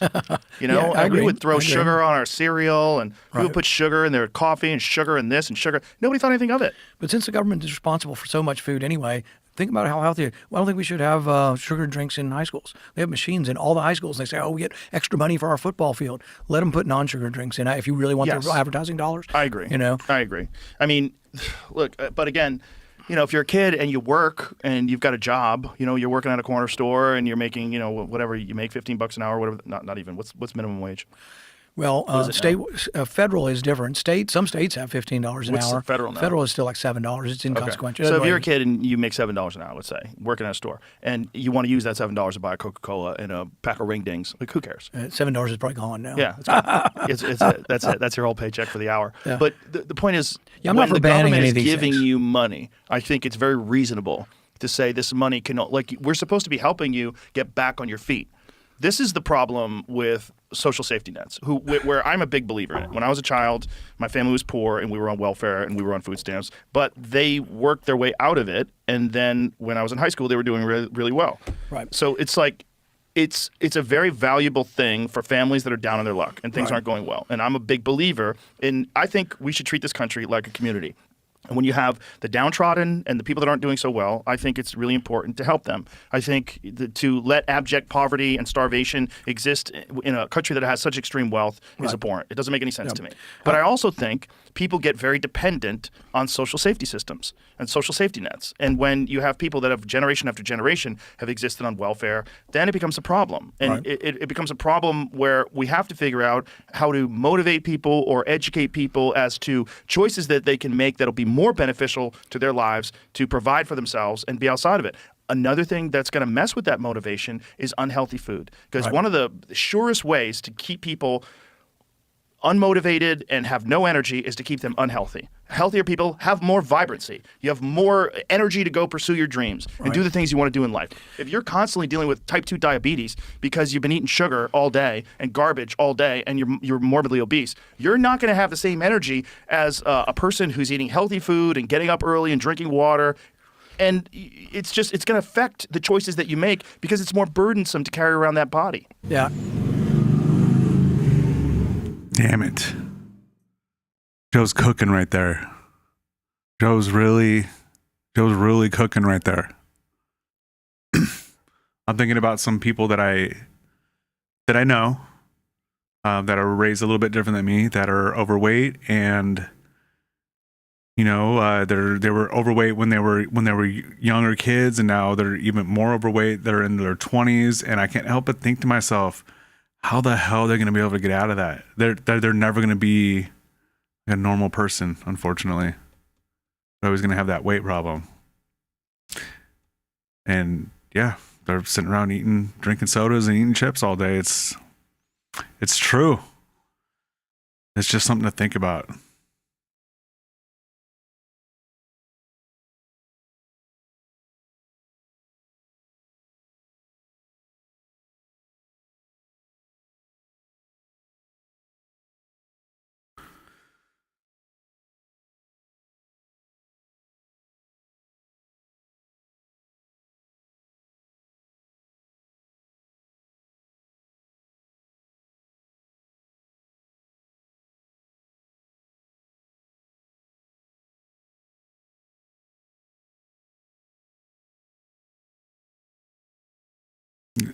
It,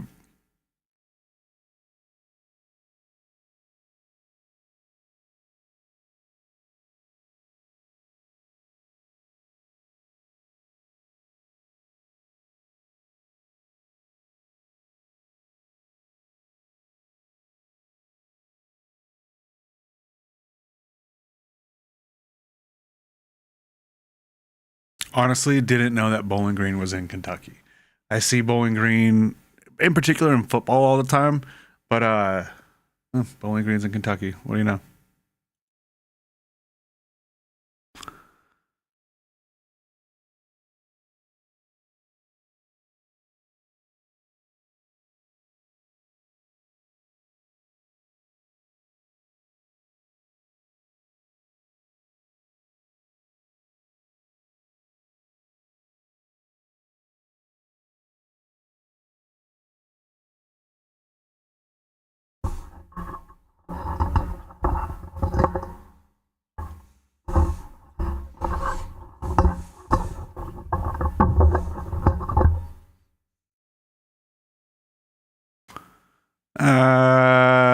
No.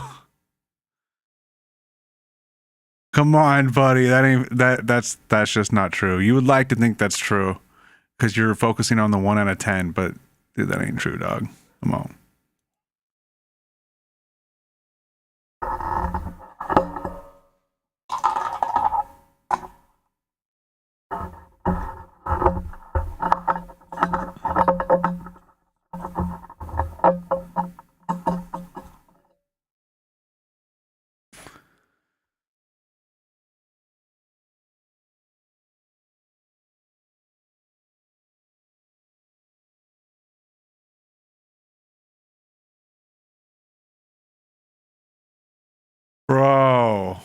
Bro, in the context of ICE going around just asking random brown people for their IDs right now, and the fact that they just spent the last 2 days on some transgender hearing, anti-trans hearing in Congress, like that's your position, man.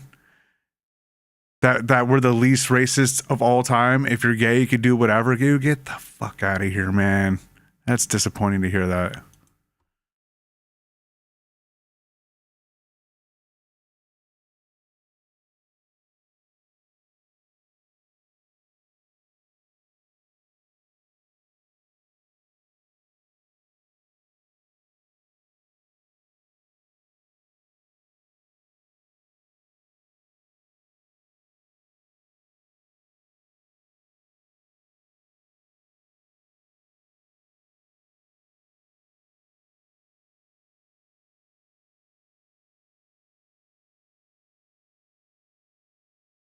Oh, but you got to start off making jack shit for the first 5 years and just carry some guy's luggage for 5 years. And then after that, then you get to go make some money.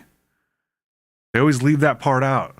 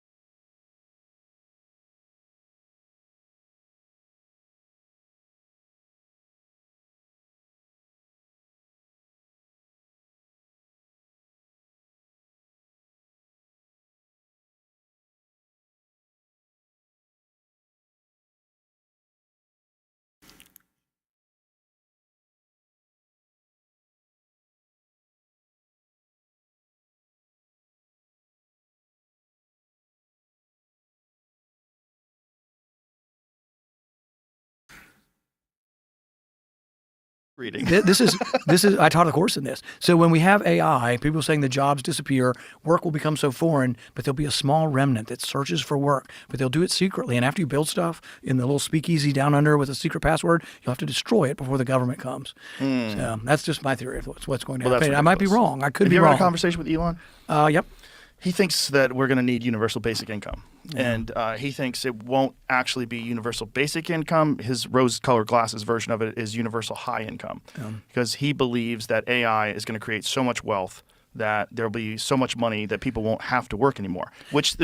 So hear me out here. So the question is like, is it essential that the only way you take care of yourself and feed yourself and house yourself is through work? And can people find meaning outside of work? Can they find things to do, or will they just be sitting around playing video games all day? So the first thing that I'll probably just acknowledge is he may be smarter than me, and he's probably a little bit richer than me. So I don't discount his opinion, Elon Musk. He's not but I hope he's smarter than wrong. you. And with regard to work, And he is richer than you, but definitely not smarter than you. Maybe more clever, but not smarter. I think work is something so necessary that the problems we have in our society are with the people who aren't getting the benefit of working. And so I see work, and I would mandate work for welfare programs. If you're able-bodied, you would have to work. I wouldn't give you a penny. Everybody would have to work. But I tell people I'm not in favor of that as punishment. that is reward. Work is a reward. I can tell you that I've never been unhappy. Maybe I'm lucky in the work I've had, but I've always wanted to go to work. And I've done hard jobs. I've roofed houses. I've worked on lawns. I've done every job that a kid growing up in the 70s, 70s, but I was never unhappy to do it and always felt better. If I sweat off 5 pounds, 10 pounds in the hot sun, I felt great. Okay, you and I are very different because my bad jobs that I had motivated me to never want to do those I jobs. didn't want to do them forever. You're right about that. Well, it but motivated me to find a thing in life that I didn't have to just work as a laborer. Yeah. And I noticed you don't really sweat too much in this current gig you've got. No, it's a pretty easy gig. But, I mean, I did a lot of those kind of jobs when I was younger. What they did was teach me that I didn't want to do that forever. Yeah. There has to be work, and I hope people won't preach too much that AI is going to be no work, because that to me is a despairing future. It's a dystopian future when there is no work. Most of the time, and this is, well, I do respect Elon Musk and think he may know more than I know about this. The reason I would say is that from a historical perspective, every bit of automation has led to more jobs. This would be the first time in the entire history where automation took jobs. They feared that when the automated loom came, that all the weavers would go out of business. Mm-hmm. What they found instead is people had to make the sewing machines, people had to fix the sewing machines, and then clothing prices went down, and people used to have one wardrobe, maybe 2 shirts. Now people have dozens, even regular people can have dozens of shirts. You can get a shirt for $5 at Target or $8 at Walmart. So it changed things. When electricity came around, the candlestick makers rioted. The Luddites in the 19th century broke the looms with hammers and protested against, but we always got more jobs. Progress went on. So I guess from a historical point of perspective, I don't know that there's a good example of automation. It could lower employment in a certain industry, but overall employment, look, we have like 7 billion people on the planet, and we have less poverty on the planet than we've ever had right now. Right, but it's not Luddites that are concerned. It's people that are aware that this is an unprecedented technology. That's artificial intelligence is an unprecedented. And that's the question. They're positing that this is different than it's ever been. And I guess my argument, and I'm like I say, I am willing to acknowledge these people may know more about this, but my argument is from a historical perspective, we've never had any kind of invention or automation that ultimately led to less jobs. It always led to more and led to more prosperity. Now they're arguing AI is going to get more prosperity, and that's why then they'll say artificial high income. There'll be plenty of money.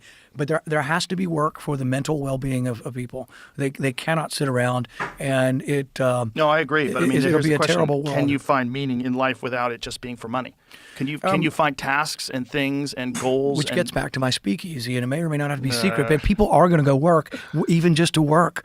But well, why does it have to be work? I mean, why can't it be art? Why can't it be it could learning be. how to play it music? Could be. Something interesting. But I also think that the more leisure time you have, AI is going to give. I grant them that AI is going to give us more leisure time, and we also are progressing, and progress is exponential at this point.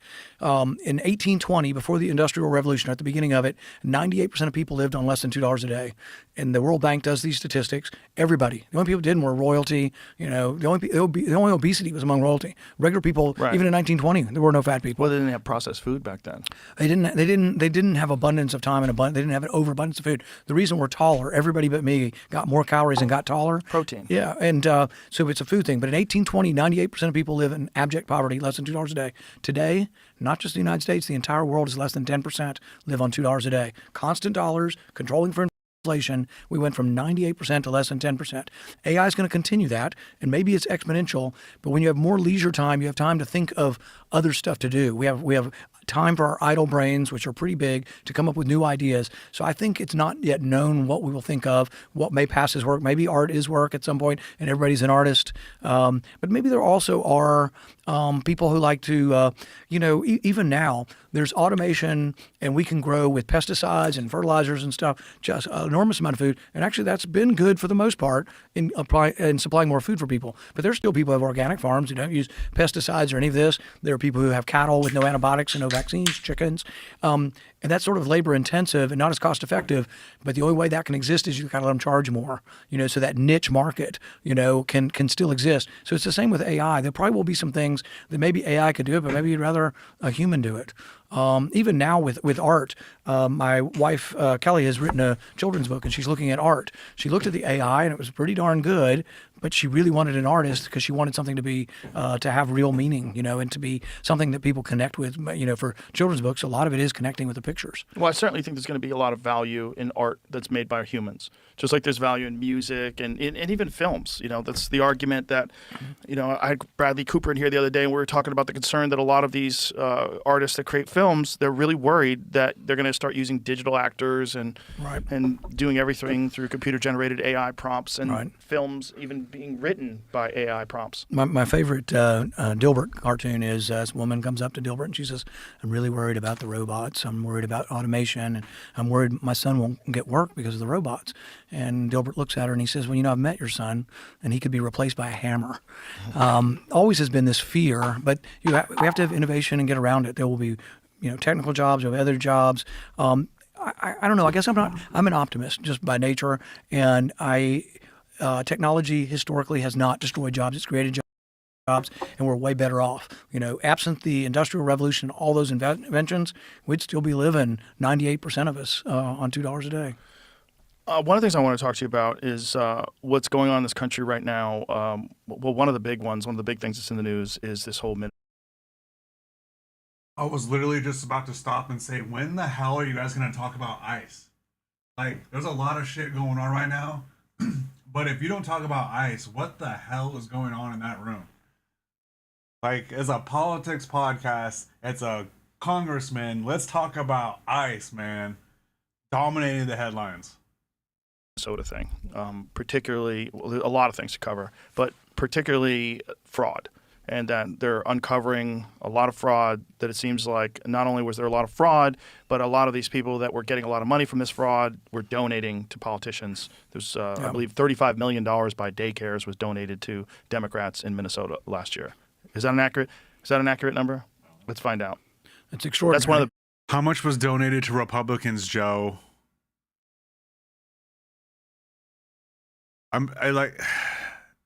There's just so many things that need to be tackled in that. Best things for AI. No, AI it's will give you extraordinary. I saw a good cartoon yesterday. It was an iceberg, and the top of the iceberg was Minnesota fraud, but the iceberg beneath the surface was California. Yes. And can you imagine? Just they're looking into California fraud now because of Minnesota fraud, and it's what about Texas just the fraud? Homeless thing alone. Just the fact that California spent $24 billion on the homeless can't account for where the money went, and the problem just got worse. Well, there's a couple things about the refugee thing. I don't think refugees should get welfare, and I have a bill to say they shouldn't get it. If you come to this country and your church sponsors somebody to come to it, you support them. You sign up, you sponsor them, you support them. The taxpayers shouldn't support them. The other thing is we did a lot of these people came on special visas. They weren't part of the normal. It's part of this refugee program, but they got special visas. The Somalis came because there's perpetual war in their country and famine. No evidence Minnesota daycares gave millions to political campaigns. What is this, Yahoo News? Yeah. I don't believe that. So I don't believe they haven't given any money. This is where I got it from. Okay, the figure appears to come from a viral social media post, widely shared video alleging that the daycares. So here's a problem with this. If this Joe loves misinformation at this point. There's nothing that Joe will see on the news and not believe. Like he'll believe just about anything. And he's going to go on to complain about Yahoo News now. Or complain about something not adjacent to the fact that he's gullible as shit and falls for just about everything.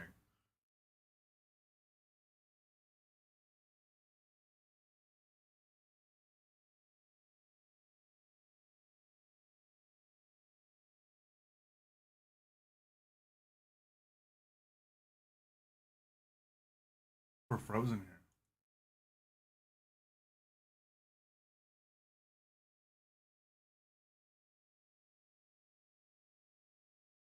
things for AI. No, AI it's will give you extraordinary. I saw a good information. I saw a good cartoon. It's what small childcare businesses would realistically give, but it depends on how much money they're making. Right. When you say small, I don't like the way they phrase that. Small childcare businesses, because you're talking about a large number of these businesses, and so the total, all told, what is the number? Especially compared to large corporate donors, that's fact, right? Also, they're listing Snopes as a source, which I don't like. It's a very biased source. So I had this debate for years with McCain. McCain said we should admit all these people who were interpreters in Afghanistan, all these people that are interpreters in Iraq. And my response to him was this: if they can speak English and they're pro-Western, they need to stay in their country and be the founding fathers of their country. If the people who speak English and are pro-Western all leave, then all the crazy jihadists are the ones going to run the government. So part of the reason the Taliban runs Afghanistan again is 80,000 of the best people probably came over here that speak English and have some kind of knowledge. They should have stayed in their country. But isn't that kind of a simplistic perspective? Because a lot of those people would be dead. We won the war. What war? No, Well, We won what war? Well, the war went on forever and ever. We didn't win anything in Afghanistan. I don't think saying we won the war in Afghanistan is They even won and remotely. then immediately reverted to the Stone Age when we left. But for many, many years when they were coming over here, that was fire, Joe. That was fire, man. We didn't win shit in Afghanistan. A whole bunch of people died, and we spent an insane amount of money. We didn't win shit in Afghanistan. Good call, Joe. Good call, Joe. He's in there somewhere. He's in there somewhere. That's good. I can't say we won it. what I'm saying is, from the perspective of the people, the government that was in place for the 20 years that we were there was a moderate government that was friendly to these people. I think them leaving was them. They should have been the founding fathers of their country. So, for example, But wait a minute. Once we left, they had no protection, and they were in grave danger. Right. A lot of them became also a lot of them were working with the Americans. Yeah, no, in we left 18 them there to die. In 1812, the British came back and attacked us. If we would have all left and said, "Oh, well, damn, they're attacking us again, we're under attack," no, they should have fought for their country. And the thing is everybody. Sure, you can. It sounds like a good thing, bring them over here, but we really didn't need another 80,000 people from Afghanistan. We didn't need another 80,000 people from Iraq, and we certainly didn't need another 80,000 people from Somalia. And if they're coming, they should be ineligible for welfare. If you come as a legal immigrant, you're not supposed to get welfare for 5 years, and yet we know it's happening. The refugees can get it immediately. And they're on That's Medicaid. the problem, is we the shouldn't refugee status, And then right? they figured out, gosh, they are smart at one thing. That's those learning centers, those leering centers. Boy, are they smart at those. Well, I mean, once you realize that you can get a lot of money doing that, there was also autism diagnoses, and then they'd open up an autism center, And all that money it's going just- overseas. I don't fault people for taking advantage of it. Rand, bro, do whatever you can. Get away from the Afghanistan argument. Get away from that ASAP. You're getting cooked, dude. Let's go back to something that we agree on. The Minnesota fraud case. Classic case. The Minnesota fraud is a classic case of conservative propaganda, brainwashing. The fraud case it's a stupid thing. It's like talking about trans people in sports or I don't know. Let's move on. System that has giant loopholes in it, especially when you come over here from a war-torn country and there's a bunch of people that are already doing it. Like, how do you make money? Let's do Everybody's this. doing it. Yeah, but somebody had to have helped them. But there are Right? people. There are people saying, and the whole thing needs to be audited. And I'm also presenting a bill that will audit the whole system Right. everywhere. But there are people saying that there are either Chinese hackers as well as Russian hackers that are also stealing millions of dollars. The Somalis were so good at it; they were sending hundreds of millions of dollars, back overseas. So I think that we're at the tip Has of the that been iceberg. proven? I don't know. Nope. False. Misinformation. Misinformation. That is not true. That is a lie. I didn't say it. The guy's just on my stream. And Paul said it on Joe Rogan's stream. Liar. And you know that's not true, man.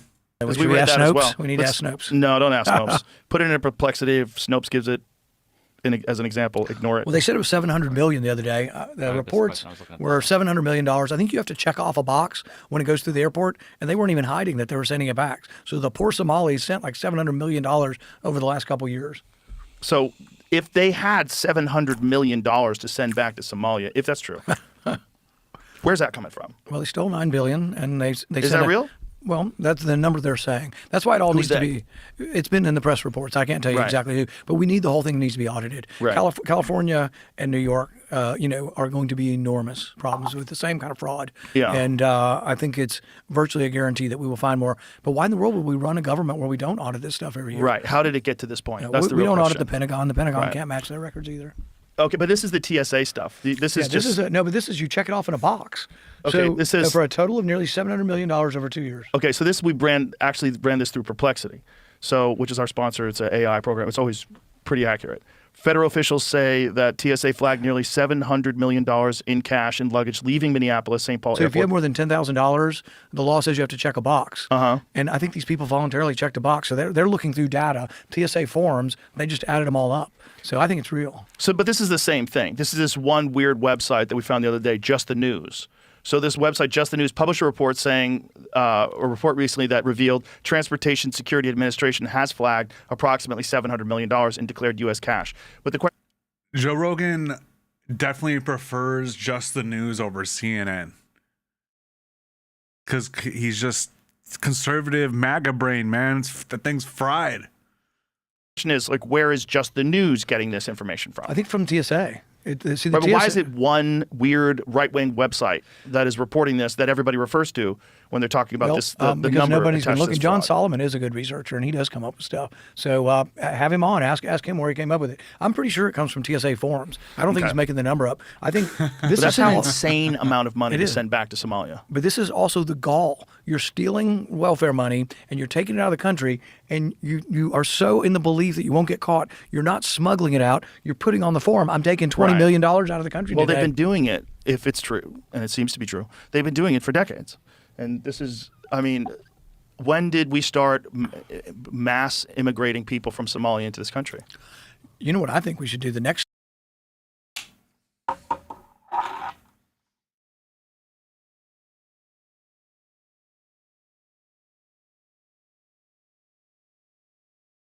step would be, okay, we know how much is going out of Somalia. Let's look at every airport around the country and see who else is shipping money out. Yeah, we tried to find that the other day too, but we couldn't find any. We tried looking at different money that was like, how much is a TSA flag over the entire course of the year, all over the country. We couldn't find that data, but that might just because nobody's published it. Well, I'll ask. I can ask, and I'll have my staff. We'll look into it and see if we can find that answer for you. That would be great. One of the things I was reading recently is interesting because Minnesota has this one group of immigrants in the Somalis, but they also have another group in the Hmongs. And they have a completely different result in terms of the amount of people that are on welfare, the amount of people that graduate from college or high school, the amount of people that are on Medicaid. All of them are like radically different. It's much lower in the Hmong community. Right. Which is interesting. It's like, well, what is that? Is it education in their community? Is it they don't come from a culture that enables fraud? I mean, you have to realize Somalia is obviously where you get an enormous amount of piracy. Right. You know, I mean, that's the movie with Tom Hanks. Look at me, I'm the captain now. Right. That's Somalia. Right. And by the way, they were kind of forced into that behavior. You know, their original name, they didn't call themselves Somali pirates. To say the least. It's getting a little racist, though. Getting a little racist in the end here. Called themselves the People's Coast Guard of Somalia because the Europeans were dumping toxic waste off the coast and killing all their fish, and they were fishermen. So they started kidnapping the people that were in these boats, and then, you know, to try to get a ransom because if you destroyed our fishing ground, and then they went, oh, well, you know what? It's probably easier to just kidnap people than it is to be a fisherman. So the discussion reminds me of a story. So the Hmongs versus Somalis. Why are 86% of the Somalis still on Medicaid, and why are the Hmongs doing better? So they used to always make this argument that Sweden is so great because it's socialist and that Swedes are all. Wait, what percentage of the Hmongs are on? God, all their numbers are so stupid. It's pointless. Doing fine. They're also happy. Everybody's happy in Sweden. And so they were talking to Milton Friedman about that, and he was over there, and they were bragging about the country, about how great Sweden was and everything, and they were attributing it to socialism. And he looked at them and he says, you know, the Swedes are very happy. They're also very happy in Minnesota. If you look at the statistics of people from Sweden who immigrated to Minnesota, they're kicking butt. They're in the top 1%. And it gets back to what is the argument? Why do Swedes do so well? Many people say it's this northern Scandinavian work ethic. They brought it with them and kept it in their families, and it's transmitted down. They're also not fleeing a war. Right? So I'm not saying it's more difficult. It's more difficult for refugees. But they're not coming over here as a refugee from a war. They're coming over here as an immigrant who wants a better life. Right. But I will tell you that, so for example, there are people who come and in one generation just kick ass. I'll tell you the Vietnamese. Yes. The Vietnamese came. I know a guy, he came over here. He was on an island for a year and he got 1 cup of rice. He lost like 60 pounds and he wasn't fat to begin with. He was just nothing. He finally got here because he had fought with us, or his brother had fought with us. He gets here, opens a transmission business. 3 of his kids are doctors. One's a vet. One's a pharmacist. They just kick butt in one generation.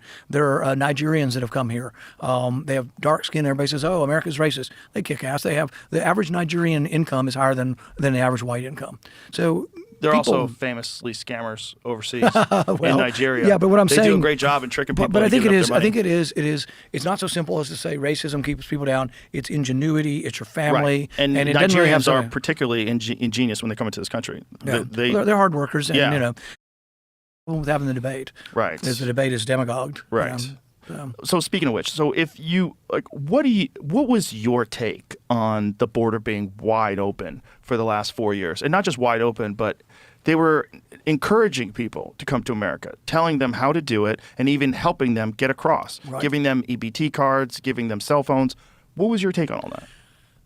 I do believe that they understand that most of the people coming across will ultimately be voters and that 2 out of 3 will vote Democrat. So it's all power politics. They say it's about, humanity and being humane and all that. It isn't that. It's all about voting demographics, and they want these people to come in because many of them are suffering, through sex trafficking, all the other crap that went along with this mass migration. So I don't think it's necessarily the best place to be. But I'd say it's one of the most extraordinary accomplishments. As you know, I occasionally am on the other side with Donald Trump. We don't always agree on everything, but on the border, I think he did a fabulous job by sheer force of personality. He fixed it before any money was allotted. He fixed it in the first 3 months, and it went from whatever the number was down. He reduced it by 98%. He relocated some people there, but by sheer force of personality, before any money was even spent, he fixed the problem on the border. Well, it seemed like the Democrats wanted the problem to exist. I think because they want more voters. They don't vote. And they were moving immediately. people to swing states, and the idea being that the census only counts human beings, it doesn't count citizens. Right. And so you get more congressional seats. So California probably has a couple of congressional seats that are based on illegal aliens. So there's such a large population that I think you have about 750,000 people per congressional district. And there's got to be 1 or 2 congressional districts that they have that they probably don't. They shouldn't be allotted. So then the problem becomes the people are here, and a lot of the people that came across the border are here illegally. Even though they were encouraged to be here, they are here illegally. What do you do? Well, you're going to shock you. I'm a moderate on this. I actually think that most of the people that are here and working lawfully and can pass a background check, I would give them no welfare, and I'd give them no citizenship, no voting privileges, but you can work and we won't arrest you. Okay. No citizenship, but a potential path to citizenship? I think it's better just to say the trade-off is this, that you came illegally. Right now the law says you got to go back and you'll never get in, basically. So the compromise is you came in illegally, you just don't get to be a citizen, your kids will be. Now the new ones, the 8 million that might have come in last year, some of them need to go back, and particularly any of them committing crimes. And I think people are very open, and I think the Trump administration has sent a lot of criminals back. I think that's good. There's no question. They've sent a lot of criminals back. There's also no question they've arrested citizens that they thought were illegal aliens. They've sent people back that were in this country most of their lives. They came over here as infants, and they don't have birth certificates, and they don't have ID. They don't have citizenship. See, the compromise I'm offering is different than anybody's ever talked about. Everybody thinks the compromise has to include voting and citizenship. If in Texas we gave amnesty and let, a couple million people vote, immediately Texas becomes Democrat for the next 20 years. So that's what it's all about. It's about voting. Is the problem the census? Because why are they counting people and giving congressional seats based on people that aren't citizens? If they changed that alone and made it so you're counting people, but you're only giving congressional seats based on the amount of citizens. We could change the law, but changing the law is difficult. You have to end up getting 60 votes, which means we need 7 Democrats. Right, but isn't that a crazy law to begin with, where you can get congressional seats based on the amount of illegal aliens you have in your area, which is crazy because then encourages you to bring in illegals so that you get more congressional seats. Yep. Kind of nuts. And then what do? You give those people Medicaid, you give those people food stamps, and then they're on your side. And it's part of the answer to immigration that makes it less of a burden on us is if we base our society on work, we put a wall around our welfare system, and we don't give it to people, refugees or immigrants, legal or illegal. Nobody gets any. And you have to come for work. And what that does is you're going to select out for people who work. And that's why I try to say, and not many people on my side will say this, I think some of the best Americans just got here, frankly. They have good work ethic. They're hardworking people. They work in our fields. They pick our tomatoes. They clean fish. They work in chicken houses. They do a lot of the dirty jobs in our country are done by immigrants. So they also came here with ambition because they want a better life at great peril, at great risk. And some of them are here illegally. I would have a work program. I'd let them sign up for a work program, pass a background check. But do you think that they should have to go back home in order to become a citizen? Like if you could show, if some guy came over here 20 years ago, started off as a laborer, now he's a carpenter, he's working for some construction company, but he's an illegal. Right. Like, the trade is you don't get citizenship at all. Your kids will. I would just say you don't get citizenship. That's your trade-off. You know what? Here's an interesting survey. Let's find 1,000 people who are in Texas illegally and do a poll and say, why not though? Why are you such an asshole? That's just asshole behavior. With what Joe just described, you worked here for your whole life. Also, are you getting paid under the table, or are you just paying taxes to get no services? Would you accept this? Would you accept that you don't get to vote during your lifetime, but your kids will get to vote if they were born here in exchange for not having to worry about being in a car accident or being sent back to Mexico? I'll bet you 80% of the people here illegally would take work without citizenship. But you know who wants the citizenship and doesn't care about work? Democrats. All they care about is the voting part. See, what I'm trying to propose is something humane on the work part. Democrat here. No. Who you talking about exactly? That's not how I feel. Speak for yourself.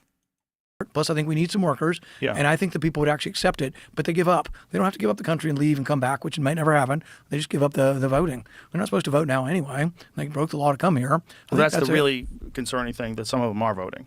Yeah, and that shouldn't happen. And that's They are not voting. If they are, prove it. Prove it, please. I would love to see it, because that would be a crime and that would be a huge problem. But I haven't seen any proof of that. one of the craziest things that California's passed, where you're not allowed to show ID when you vote.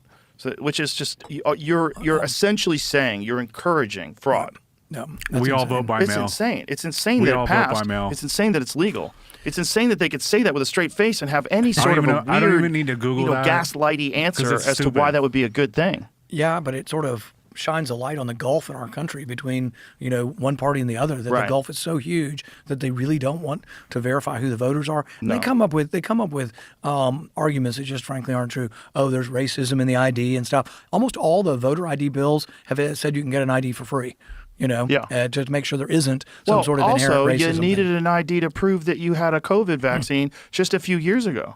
Not me. I didn't get a vaccine. Right, so but I you don't have a needed vaccine one card. if you wanted to fly just a few years Yeah, ago, it and was that was terrible. fine with them. Go to New York, The yeah. hypocrisy is Yeah. astounding. You want to Yeah. go to a restaurant, you had to have a COVID vaccine. You had to have your COVID, ID. It was astounding. But the weirdest one was the open shipping people to swing states. Just the fact that that's okay and that they spent tax dollars Right. just flying people to these states. Yeah, you start to think it's not a humanitarian project; it's a voting project. Yeah, I mean, it does make sense. But the way, how do you feel about the way the government currently is going about trying to round up illegals?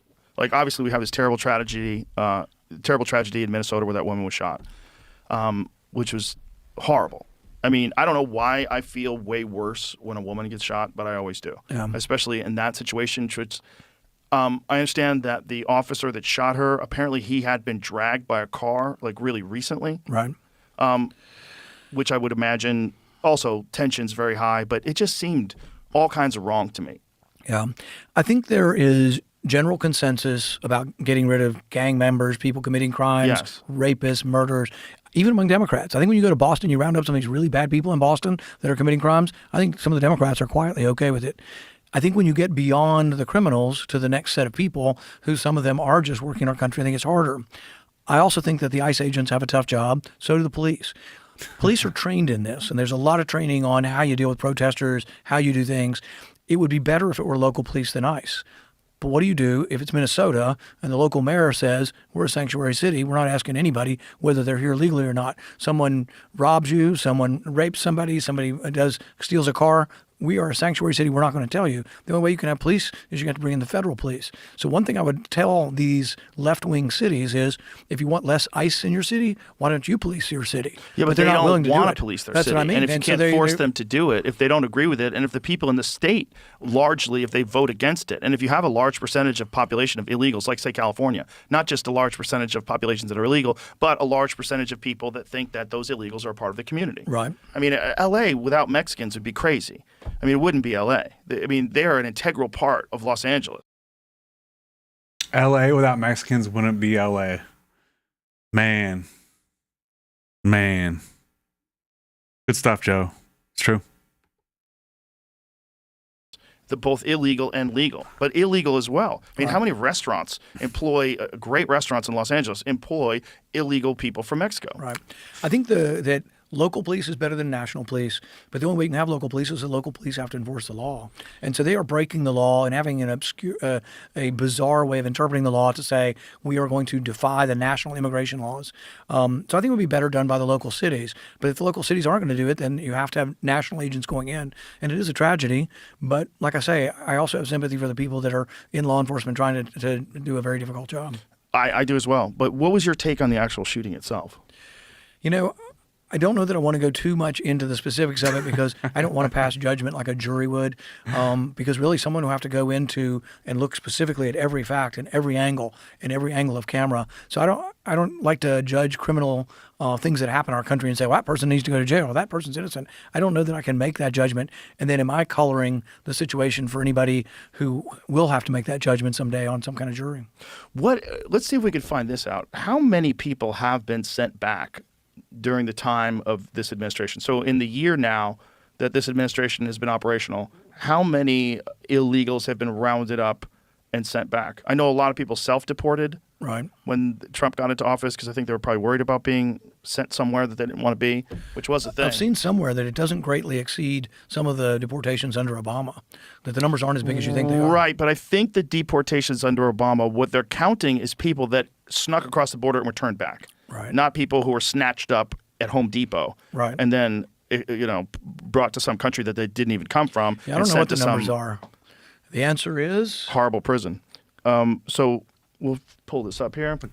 Public estimates indicate the Trump administration has removed on the order of a few 100,000 people since returning to office January of 2025, not millions. So here's the problem with that. What was the numbers of people that were sneaking in every year? It was kind of crazy, right? It was because it was 20 million over 4 years, right? Yeah, Isn't that what the number is on the high side? I don't know what the number is. The numbers are in the millions, but I think it's hard to estimate because some of them didn't get, if you're not getting caught, how do we estimate how many there are? It's closer to 10 million, but the right wing system will make you believe it's like 20. I've heard 20,000. I've heard 30,000. Just depends on whatever they wanted to say that day.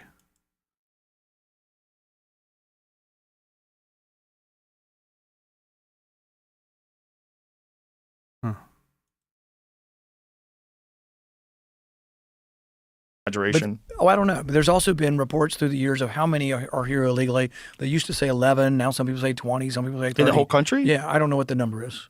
But I mean, Right. We don't know. The estimates vary widely. If 20 million people got in a year, that's crazy. Well, that would be insane. That would be crazy. That means we doubled what was here and then made it triple. And even 8 million in a year would be a lot. I would guess that at least millions Yes. came in under the Biden administration. Certainly millions, but how many? Okay, it says from 2020 to 2024, government data shows roughly 11 to 12 million encounters, in italics, with people crossing the U.S. border illegal and mainly at the southwest border. Because many people try to cross multiple times, the number of individuals is slightly lower than the number of encounters. U.S. and also Significantly lower. But then you have to factor in the people that they didn't encounter, which were numerous. Significantly lower. Come on, dude. Oh, this is playing back kind of weird now. Right? So by saying the number of encounters is the accurate representation of the amount of people that got in illegally is kind of crazy. Yeah. That doesn't make any sense. U.S. Customs and Border Protection counts encounters, which includes apprehensions between ports of entry and people deemed inadmissible at ports of entry. Okay. So we don't know. But that number was 10.8 million encounters nationwide between 2021 and 2024 alone. That's just encounters. I think it'd be safe to say that whatever the encounters are, the actual number is probably higher, even if you have, people getting caught multiple times. It's a lot of people. Whatever it is. Let's say it's 5 million. Let's say it's 8 million. That's way bigger than the city of Austin snuck in illegally in 4 years because they wanted them to be here. And they didn't want to enforce it. Yeah, so they say Austin is kind of a liberal city. It is very liberal. What do you have any of the sanctuary city kind of policies here or not? I don't believe so. Yeah. I don't think they do. I mean, there's certainly a lot of ICE protests. There's a lot of people that protest ICE. I mean, there was some arrests here, I guess yesterday or the day before. I mean, I think after that woman was shot, I think unfortunately, well, everything's unfortunate about it, right? But one of the real problems is now ICE are villains. And now people are looking at them like murderous military people that are on the streets of our city, and they're masked up, which is also a problem, right? Because if you get arrested by a cop, you're allowed to ask the cop, what is your name and badge number? And you could film that cop.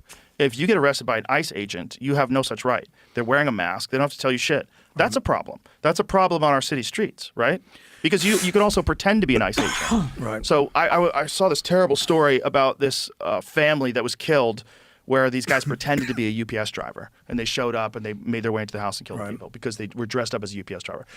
If you could pretend to be a UPS driver, for sure, you could pretend to be an ICE agent, especially since they're completely anonymous. So think about how many people can get arrested or robbed or by criminals, right? Because you could just have people pretending they're like, it's not like it's impossible to fake their logo, right? It's pretty easy. It just says ICE. You know, how hard is that? You could easily imagine armed gangs pretending to be ICE agents robbing people. Yeah, I think you could make an argument when you're working right along the border or at night with large groups that there's a lawlessness to the cartels that hiding the identities of ICE along the border. It's a little harder to make the argument, and I saw this image in a courthouse in Chicago where it's a big elevator and the ICE agents all have masks on and they're arresting people, and it's all women and children in a big elevator in a courthouse. It's like, really? I don't think you really need to be wearing a mask. Well, they're worried about being doxxed, and they're finding that happening. But our local police have to do that, and they don't wear masks. You see what I mean? Local police go to the courthouse to arrest somebody, or the bright lights of the city during the day. But again, the local police have to state their name and badge number. The local police have always been here. Right. The ICE element is completely new. Right. I'm saying, or at least at this scale. I'm saying that for most of the regular arrests, you probably don't need to have them wearing masks. That's what I'm saying. The problem is once they don't wear a mask, then they're going to get doxxed, and people have actively doxxed them and threatened their families. They do that to the local police too, though. I mean, that's what I'm saying. Local police don't. Right, wear but the police have always been there, and police are there for a reason. If you call the police, if someone's breaking into your house, you're assuming the police are going to come. You don't call ICE because you don't self-report. You don't say, "Oh, I'm having an issue with some immigrants. Let me call ICE." No, they're a new factor in the community, right, and they're wearing masks. That's a big difference. It's not the same comparison. Like most people, except the kooky people that went nutty during 2020 after the George Floyd riots, that were like, defund the police. Like, right, and boy, did they change their tune as soon as they started getting riots and their buildings burned down. They're like, right, where's the police? Well, you fucking defunded them, stupid. Like most people believe that police are necessary. Most people believe that crime is awful. Didn't Trump defund the police? I believe it was him, actually. Republicans are the one cutting spending. It means they're cutting the police at the same time.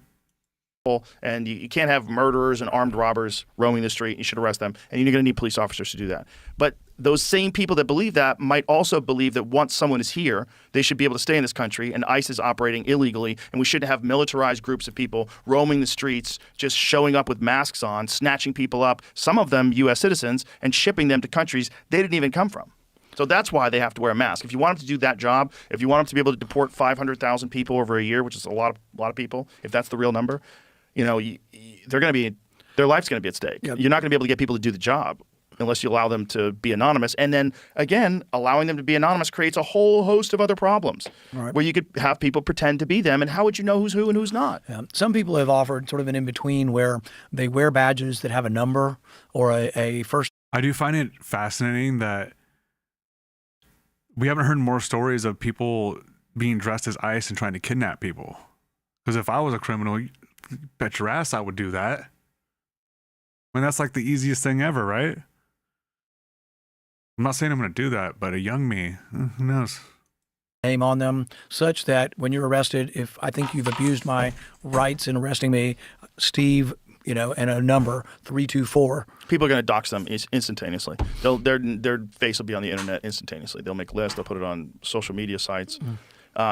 It's complicated, obviously, but it's also very ugly to watch someone shoot a U.S. citizen, especially a woman, in the face. Right. Where it's like, I'm not that guy. I don't know what he thought. And again, this is a guy who'd almost been run over, but it just looked horrific to me. I mean, when people say it's justifiable because the car hit him, it seemed like she was kind of turning the car away. It seemed like she was out of her fucking mind to begin with. That lady seemed crazy, right? And didn't she move there specifically to get involved in all this? Yeah, I don't know. She didn't seem mentally healthy. But does that mean she should be shot in the head? Is there no other way to handle this? And then you got these people that are showing up at these ICE people and they're blocking traffic, and she was one of them that was doing those kind of things where they think they're an activist and they're an agitator. Right.